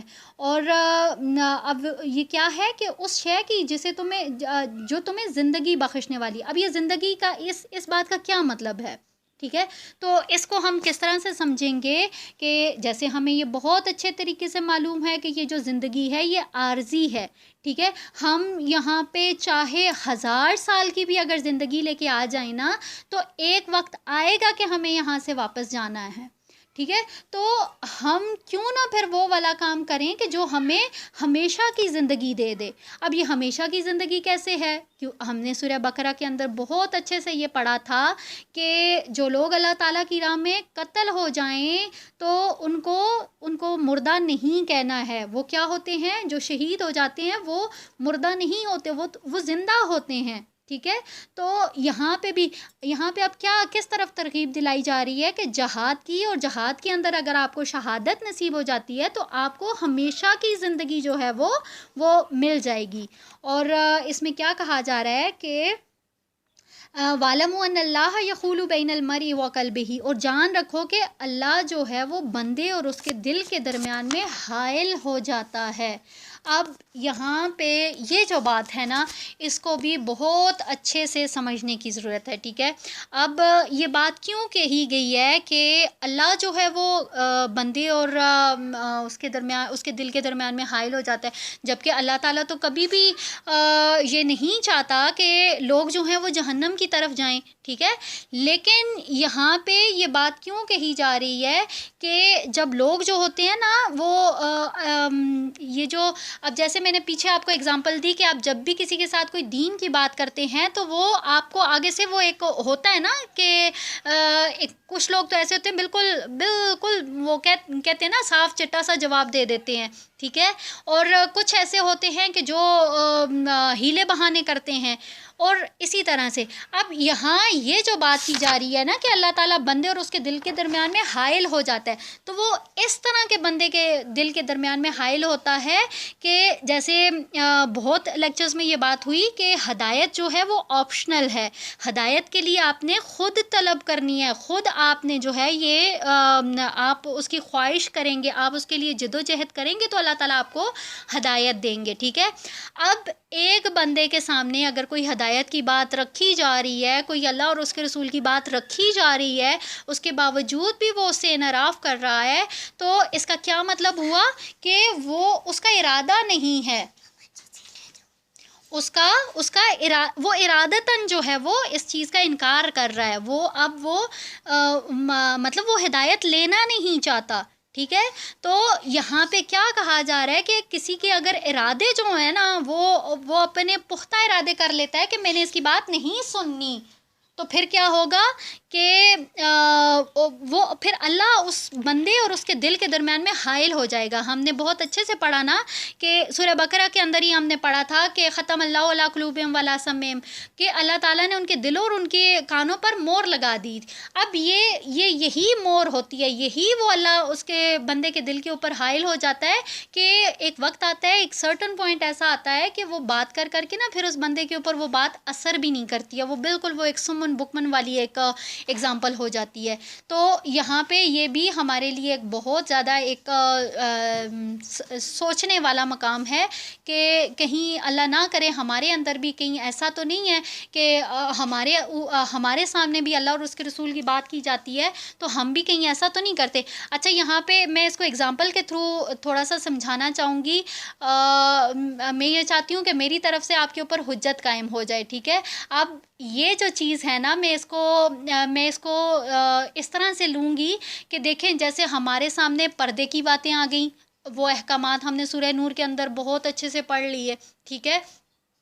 اس کے باوجود بھی اگر ہم یہ کہیں کہ نہیں ہم ایسا کرتے ہیں کہ پردہ تو دل کا ہوتا ہے، فیس کو کھلا چھوڑ دیتے ہیں، ارے نہیں گرمی ہے تو گرمی میں کیسے ہم پردہ لیں، ہم عبایا کیسے لیں کہ گرمی ہے تو اب یہ دیکھیں احکامات تو ہمارے آگے بھی آگے ہیں نا. کبھی کبھی ایسا ہوتا ہے کہ ہم لوگ ان انٹینشنلی جو ہوتا ہے وہ ان چیزوں کو ہم ڈینائی کر رہے ہوتے ہیں، ٹھیک ہے، ہمارا نہیں ہوتا، ہم یہ سمجھ رہے ہوتے ہیں کہ ہم مجبوری میں کر رہے ہیں، لیکن ہوتا یہ تو ہے نا کہ ہم انکار تو کر رہے ہیں نا. اب جیسے پردے کی میں نے بات کی تو ہم اس چیز کو لاجک بنا لیں کہ نہیں گرمی ہے، میرا سانس بند ہوتا ہے، میں نقاب نہیں لے سکتی، تو یہ چیزیں ہمارے لیے زیادہ میٹر کرتی ہیں. یہ جو قرآن کے اندر ہمیں ایک چیز بتا دی گئی ہے وہ میٹر کرتی ہے. تو یہ اس طرح کی کچھ باتیں ہوتی ہیں جو پھر اس کو تھوڑا کرتے کرتے نا وہ پھر ایک وقت ایسا آتا ہے کہ پھر یہ چیزیں ہمارے اوپر اثر بھی نہیں کرتی ہیں، ٹھیک ہے. تو یہاں پہ یہ جو آیت ہے اس کو ہم نے بہت اچھے سے سمجھنا ہے کہ اللہ جو ہے وہ کبھی بھی اللہ نہ کرے ہمارے اوپر یہ والا وقت آئے کہ اللہ ہمارے دل میں جو ہے ہمارے اور ہمارے دل کے درمیان حائل ہو جائے، ٹھیک ہے، کہ ہم اس چیز کو ایکسیپٹ ہی نہ کر پائیں، ٹھیک ہے، ہماری آنکھوں کے آگے پردے آ جائیں. تو اس وقت سے اپنے آپ کو ہمیشہ بچانا ہے. اسی طرح آیت 25 دیکھیں، اور ڈرو اس فتنے سے جو تم میں سے صرف گناہ گاروں کو ہی اپنی لپیٹ میں نہیں لے گا، اور جان لو کہ اللہ سزا دینے میں بہت سخت ہے. اب یہاں دیکھیں اگر ہم دیکھیں گے تو یہ اس سے بھی زیادہ سخت بات جو ہے وہ یہاں پہ ہمیں نظر آ رہی ہے. اب اس میں کیا کہا جا رہا ہے کہ ایسا نہیں ہے کہ اللہ تعالیٰ جب کسی کو سزا دیتا ہے تو ایسا نہیں ہوتا کہ ہمیشہ سزا جو ہے وہ گناہ گار کو ملتی ہے، ٹھیک ہے، بلکہ اس کے ساتھ اس کو بھی ملتی ہے کہ جو خود کو بڑا نیک پارسا سمجھتا ہے، سب کچھ کرتا ہے، لیکن اس نے اس کو ایک انسان کو گناہ کی دلدل میں چھوڑ دیا، اس نے وہ امر بالمعروف اور نہی عن المنکر والا کام ہی نہیں کیا، ٹھیک ہے. تو اگر کوئی یہ سمجھتا ہے کہ میں نیک اعمال کر رہی ہوں، میں اپنے سارے میں نے نمازیں روزے جو کچھ بھی اللہ تعالیٰ نے فرض کیا میں وہ سارا کچھ کر رہی ہوں، لیکن اس کے ساتھ اگر آپ امر بالمعروف و نہی عن المنکر نہیں کر رہے ہیں، ٹھیک ہے، آپ صرف اپنے آپ کو جو ہے وہ بچانے میں، اپنے آپ کو مانجنے میں لگے ہوئے ہیں، تو یہ بات آپ بالکل ذہن میں رکھ لیں. اس آیت میں کیا کہا گیا ہے کہ اگر جو ہے وہ اللہ تعالیٰ کسی کو کسی فتنے میں ڈال دیتا ہے تو اس میں یہ نہیں ہوتا کہ وہ اس فتنے میں صرف اور صرف گناہ گار لوگ آئیں گے، ٹھیک ہے. تو یہ بہت ایک گہری بات ہے جس کو ہم نے سمجھنا ہے. اب یہاں پہ ہم یہ دیکھ لیتے ہیں کہ جیسے اللہ اور اس کے رسول کے حکم سے اگر کوئی انکار کر دیتا ہے، کوئی آخرت کو بھول جاتا ہے، تو اس کے لیے obvious ہے کہ وہ فتنوں کا شکار ہوگا، ٹھیک ہے. اب کیا ہے کہ یہ جو اللہ تعالیٰ نے رسول اللہ صلی اللہ علیہ وسلم کی بات کو انسانوں کے لیے جو ایک کہتے ہیں نا کہ ایک پختہ کر دیا ہے، ٹھیک ہے، تو اس میں کیا ہے کہ ہمیشہ جو ہے وہ اللہ اور اس کے رسول کا حکم مانتے رہنا. اگر ہم یہ چاہتے ہیں کہ ہم فتنوں کا شکار نہ ہوں، سیم تعویل عام میں آج ہم دیکھ سکتے ہیں کہ ہمارے کیا معاملات ہیں. ہم نمازیں روزے حج زکوٰۃ سب کچھ کرنے کے باوجود بھی آج ہم لوگ فتنوں کا شکار ہیں. تو اس میں یہ کیا ہم مین ریزن کیا ہے، تو اس کو ہم نے بہت اچھے سے سمجھنا ہے، ٹھیک ہے.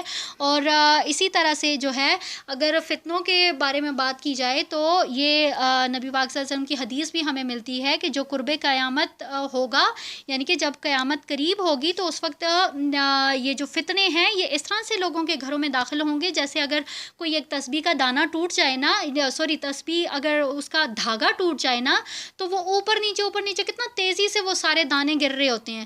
تو سیم اسی طرح سے جو ہے یہ فتنے جو ہیں وہ اس دور میں جو قیامت کے قریب کا دور ہوگا تو اس میں یہ فتنے سارے جو ہیں وہ ٹوٹ پڑیں گے. اب یہاں پہ ہم دیکھتے ہیں آیت نمبر 26، اس میں کیا کہا جا رہا ہے کہ یاد کرو جب تم بہت تھوڑے تھے زمین میں کمزور شمار ہوتے تھے، ٹھیک ہے، اور ڈرتے تھے کہ لوگ تمہیں اچک کر لے جائیں گے، اور اس نے تمہیں جگہ دی اور اپنی مدد کے ساتھ تمہیں قوت بخشی اور تمہیں پاکیزہ چیزوں سے رزق دیا تاکہ تم شکر کرو. اب اگین یہ ایک ایسی گہری آیت ہے کہ جس کو ہم نے بہت اچھے سے سمجھنا ہے.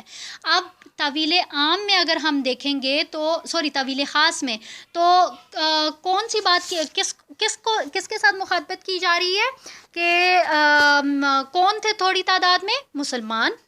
ٹھیک ہے، مسلمان جب شروع میں ابتدا میں ہم دیکھتے ہیں تو تھوڑی تعداد میں تھے. ٹھیک ہے، اور وہ کتنے کمزور تھے اور کس طرح کے حالات، جو مکی دور ہم دیکھتے ہیں 12 سالہ یا 13 سالہ جو دور ہے اس کو ہم دیکھتے ہیں، مسلمانوں کی کیا کنڈیشن تھی. ٹھیک ہے، پھر اس کے بعد پھر کس طرح سے اللہ تعالیٰ نے زمین کے اندر انہیں جگہ دی، ان مسلمانوں کو کون سی جگہ دی؟ مدینہ. اور پھر جب ان کو یہ جگہ مل گئی اور پھر کیا ہوا کہ اللہ تعالیٰ نے کس طرح سے وہ ایک جو محکوم لوگ تھے، جو اتنے ستائے ہوئے لوگ تھے، ان کو کتنی قوت بخشی کہ وہ لوگ پھر پورے عرب پہ وہ قابض آ گئے، وہ پورے عرب پہ غالب آ گئے. تو یہ کیا تھا؟ یہ غالب آنے کے پیچھے ان مسلمانوں کی، ان صحابہ کی، نبی پاک صلی اللہ علیہ وسلم کی محنت تھی، ان کی ایفرٹ تھی، ان کے عقائد تھے، ان کا ایمان تھا، جس کی وجہ سے جس کے انعام کے طور پر اللہ تعالیٰ نے یہ ان کو ایک انعام دیا تھا کہ مدینہ میں ان کو دی، جگہ دی اور پھر سارا کچھ کیا. اب اسی بات کو اگر میں آپ کو تھوڑا سا اس کو اور ایلیبوریٹ کروں تو دیکھیں، اس وقت اللہ تعالیٰ نے مسلمانوں کو عزت دی. پھر ہم نے دیکھا حضرت عمر کا دور دیکھا کہ کس طرح سے اسلام غالب آیا، تقریباً دنیا کے کونے کونے تک جو تھا وہ پھیلا اور پورا عرب جو تھا وہ مسلمان ہو چکا تھا. اللہ تعالیٰ نے ایک عزت بخشی تھی نا. لیکن اسی آیت کے آخری جو الفاظ ہیں اس کے اوپر اگر آپ غور کریں گے تو اس میں کیا کہا جا رہا ہے کہ لعلکم تشکرون. اللہ تعالیٰ نے تمہیں اتنی چیزیں، اتنی عنایات، اتنے انعامات دیے تاکہ تم شکر کرو. اور بعد کے ہم نے حالات دیکھے، خلفائے راشدین کے حالات دیکھے، پھر اس کے بعد بنو امیہ کا دور دیکھا، بنو عباس کا دور دیکھا، پھر باقی وہ جو جتنے بھی دور گزرے تو ہم اگر زیادہ نہیں تو کچھ نہ کچھ تو ہم جانتے ہیں نا کہ پھر مسلمانوں کی کیا حالت ہو گئی تھی. جو ان کی جو بیس تھی انہوں نے اس کو چھوڑ دیا، جو ان کی روٹس تھیں انہوں نے اس کو چھوڑ دیا. تو پھر کیا حال ہوا؟ کچھ ہم اگر آج سے کوئی 150 سال پہلے کی بات کریں تو مسلمان ہی تھے نا. میں ہندوستان کی بات کر رہی ہوں، ٹھیک ہے، مسلمان ہی تھے نا یہاں پہ. تو کس طرح سے ہم نے دیکھا کہ جب تک وہ اسلام کے اصولوں پہ کاربند رہے، اللہ تعالیٰ نے ان کو فتح و کامیابی جو ہے وہ نصیب فرمائی. لیکن جیسے ہی وہ لوگ اسلام کے اصولوں سے دور ہوئے، اسلام سے دور ہوئے، تو پھر اللہ تعالیٰ نے کس طرح سے ان کو جو ہے وہ ذلت اور رسوائی جو تھا وہ ان کا مقدر بنائی. ہم بہت اچھے سے جانتے ہیں کہ 100 سالہ دور جو انگریزوں کا گزرا تو اس میں مسلمانوں کی کیا حالت تھی. ٹھیک ہے، پھر اسی طرح سے پھر یہ ہوا کہ دوبارہ سے مسلمانوں کے اندر جو تھا وہ کچھ علماء کی وجہ سے یہ ساری چیزیں، یہ اس چیز کو میں یہاں پہ کوٹ اس لیے کر رہی ہوں کہ ابھی ریسنٹ ہی ہم نے جو ہے وہ یہ اپنا ایک یوم آزادی منایا اور پھر وہ سارا کچھ منایا. تو اب اس کے بیک گراؤنڈ میں آپ کو یہ بتانا چاہتی ہوں کہ اگر یہاں پہ اب وہی چیز یہاں پہ بھی مسلمانوں کے، دیکھیں کس طرح سے اللہ تعالیٰ اپنی آیات کو رپیٹ کر رہے ہیں بار بار. وہ ہر دور میں ہمیں وہ بات ملتی ہے کہ یہ بات تو کی گئی تھی اس وقت اہل مکہ کے لیے تھی، جو صحابہ تھے، جو مسلمان ہو رہے تھے ان کے لیے تھی نا. لیکن پھر کتنے صدیوں کے بعد یہی چیز دوبارہ رپیٹ ہو کے ہمارے سامنے آئی کہ دوبارہ سے اسلام کے راستے سے ہٹ گئے، پھر کس طرح سے ذلت اور رسوائی مقدر بنی. تو یہاں پہ اس بات کو یہاں پہ کوٹ کرنے کا کیا مقصد ہے کہ آج بھی وہی دور جو ہے وہ رپیٹ ہو رہا ہے، آج بھی سیم وہی ساری بات ہو رہی ہے کہ اللہ تعالیٰ نے ہمیں اس ذلت اور رسوائی سے نکالا، ہمیں ملک دیا، ہمیں عزت دی، سارا کچھ دیا. پھر ہم نے جو ہے وہ کچھ عرصہ اسلام کے اصولوں کے مطابق زندگی گزاری، سارا کچھ کیا، لیکن جیسے جیسے وقت گزرتا گیا ہم بات کو بھول گئے. ٹھیک ہے، اور یہاں پہ آخر میں کیا کہا کہ تشکرون، تم شکر ادا کرو. تو یہ ریسنٹ ہی آپ دیکھیں کہ اللہ تعالیٰ نے ہمیں جو نعمت دی تھی تو ہم کس سینس میں اس کا شکر ادا کرتے ہیں. ٹھیک ہے. تو یہ کچھ جو اللہ تعالیٰ کی آیات ہوتی ہیں نا، ان کو یہ بہت بڑے بڑے یہ اپنے اندر میننگز رکھے ہوئے ہوتی ہیں، ان کو ہمیں بہت اچھے سے سمجھنا ہوتا ہے. اب یہاں پہ بھی کیا کہا جا رہا ہے کہ اگر آپ کو فتح و کامیابی نصرت ملتی ہے تو آپ نے کیا کرنا ہے، شکر ادا کرنا ہے. لیکن ہمارے معاملات دیکھ لیں، اور پھر اس کے بعد ہم نے یہ بھی دیکھا کہ اگر کوئی قوم شکر نہیں کرتی ہے تو پھر اس کو کس طرح سے ذلت اور رسوائی اس کے اوپر مسلط کر دی جاتی ہے. آج سیم ہمارے وہی معاملات ہیں. میں اس بات کو یہاں پہ سٹاپ کر دیتی ہوں اور یہ سوچنے کے لیے یہاں پہ یہ چھوڑ دیتی ہوں کہ ہم یہ سوچیں، ہم اپنے گریبانوں میں جھانکیں کہ آج ہم جن حالات کو فیس کر رہے ہیں نا، وہ کسی دوسرے کی وجہ سے نہیں ہے، وہ فلاں کی وجہ سے نہیں ہے، یا کسی بھی ارے غیرے جتنے بھی ہمارے پولیٹیشنز ہیں ان کی وجہ سے نہیں ہے، بلکہ یہ ہمارے اپنے خود کے پیدا کردہ ہیں. ٹھیک ہے، ہمارے خود کے جو عقائد ہیں نا وہ ٹھیک نہیں ہے. اسی لیے مائنر لیول سے، سب سے لوور لیول سے سٹارٹ کریں گے تو ہائر لیول پہ جو ہے وہ ہماری تبدیلی آئے گی.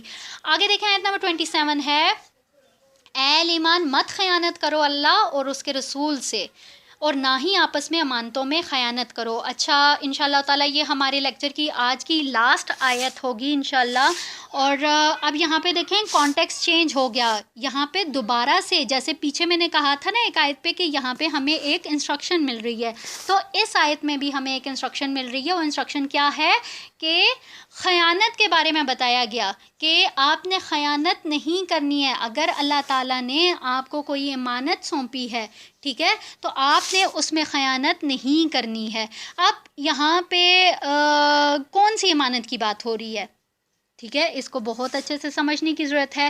سب سے پہلے تو ہم یہ سمجھ لیتے ہیں کہ امانت ہوتا کیا ہے. امانت کیا چیز ہے؟ امانت کہ جس کے اندر خیانت نہیں کرنی. ٹھیک ہے، تو یہ جو امانت ہوتی ہے یہ بہت سارے ایسے ایسپیکٹس ہیں جہاں پہ یہ والا جو ٹرم ہے یہ یوز کی جاتی ہے. اب یہ اگر ہم اس کو ملکی سطح پہ دیکھیں تو آئی تھنک اس کو پہلے بھی میں نے ایکسپلین کیا تھا کہ جو اگر ہائر لیول پہ دیکھیں گے تو جیسے کسی کو کوئی اختیارات ملتے ہیں. ٹھیک ہے، لیٹ سپوز اگر میں اپنے ملک کی بات کروں تو ہمارے ملک میں اب جو اس وقت کرسی پہ بیٹھا ہے اس کے پاس اختیارات ہیں.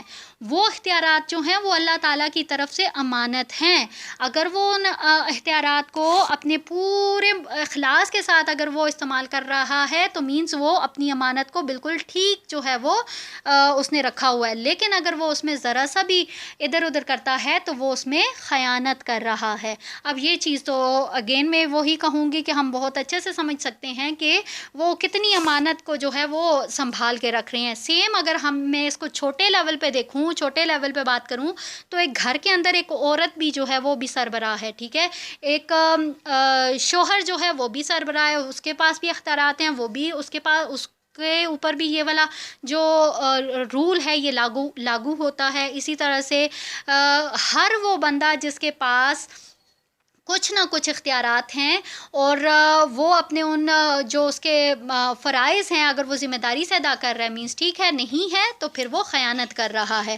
اسی طرح سے جیسے ججز ہوتے ہیں تو ان کے پاس جو اختیارات ہوتے ہیں، فیصلہ کرنے کا اختیار ہوتا ہے نا ان کے پاس، تو اگر تو وہ عدل و انصاف کے ساتھ فیصلہ کر رہے ہیں تو مینس وہ اپنے اختیارات ٹھیک کر رہے ہیں. لیکن اگر وہ تو نہیں کر رہے تو اٹ مینس کہ وہ اپنے اختیارات میں وہ خیانت کر رہے ہیں. سیم اگر اس کو میں آیت کے ذریعے سے اگر آپ کو سمجھانا چاہوں تو سورہ نساء کی آیت نمبر 58 میں ہم اس کو دیکھ لیتے ہیں کہ اس میں کیا کہا گیا کہ ایک جو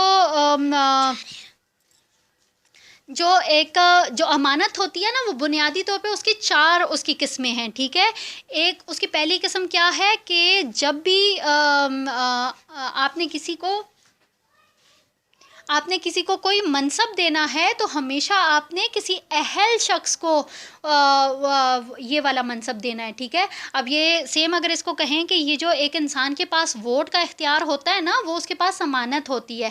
اب یہاں اس میں کیا کہا گیا کہ جب بھی آپ نے اپنا یہ والی امانت اس کو استعمال کرنا ہے تو ہمیشہ اہل شخص کو آپ نے جو ہے وہ منصب دینا ہے. اسی طرح سے اس کا امانت کی جو دوسری قسم ہے وہ کیا ہے کہ اگر کسی کو کوئی منصب مل جاتا جاتا ہے تو اس کو پوری ذمہ داری کے ساتھ آپ نے نبھانا ہے، ٹھیک ہے. اور اسی طرح سے اگر امانت کے طور پر یہ منصب بھی ایک امانت ہے نا، اور اسی طرح سے اگر امانت کے طور پر آپ کو کوئی چیز دی جاتی ہے، ٹھیک ہے، جیسے ہوتا ہے نا کہ کسی کے پاس آپ کوئی چیز امانتاً رکھوا دیتے ہیں، تو اگر آپ کے پاس کوئی چیز امانتاً رکھوا رہا ہے تو آپ نے اس میں کیا کہتے ہیں اوپر نیچے یا چینجز نہیں کرنی ہے، ٹھیک ہے. اور اسی طرح سے اس کی چوتھی قسم امانت کی کیا ہے کہ اگر آپ کے پاس نا مشورہ بھی آپ کے پاس امانت ہے، ٹھیک ہے. اگر کوئی شخص آپ کے پاس آتا ہے، اس کو مشورہ درکار ہے، اچھا، اس کو اگر کوئی مشورہ درکار ہے تو اگر آپ اس کو اچھا مشورہ دیتے ہیں تو مینز آپ نے اپنی امانت کا خیال رکھا ہے، آپ نے اس میں خرد برد نہیں کیا ہے، ٹھیک ہے.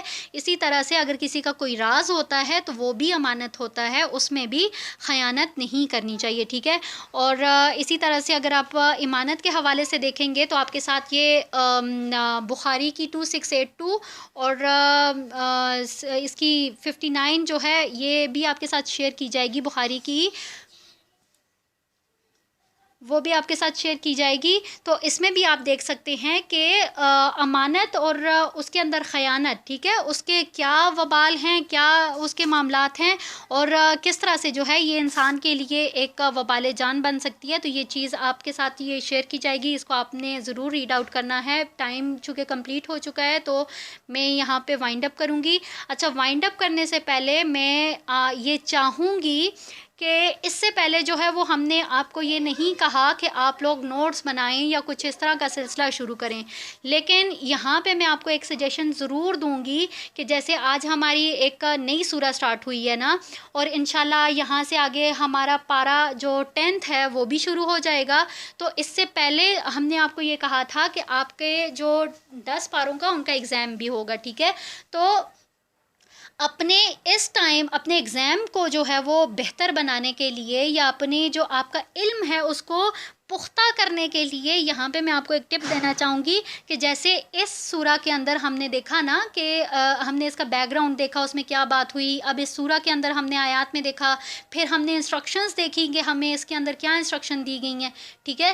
تو ہم ایک چاہیے کہ آپ ایک رجسٹر مینٹین کریں کہ جس کے اوپر اگر آپ سارا میں نہیں کہوں گی کہ آپ نوٹ کریں، لیکن صرف آپ اس کے اندر جو احکامات ہوتے ہیں، ٹھیک ہے، ان کو آپ نوٹ کر لیں تاکہ آپ کو یہ معلوم ہو کہ ہاں میں نے سورہ انفال پڑھی تھی تو اس میں کیا احکامات ملے تھے، میں نے سورہ نساء پڑھی تھی تو اس کے اندر کیا احکامات تھے جس کا اللہ تعالیٰ نے مجھے حکم دیا ہے، ٹھیک ہے.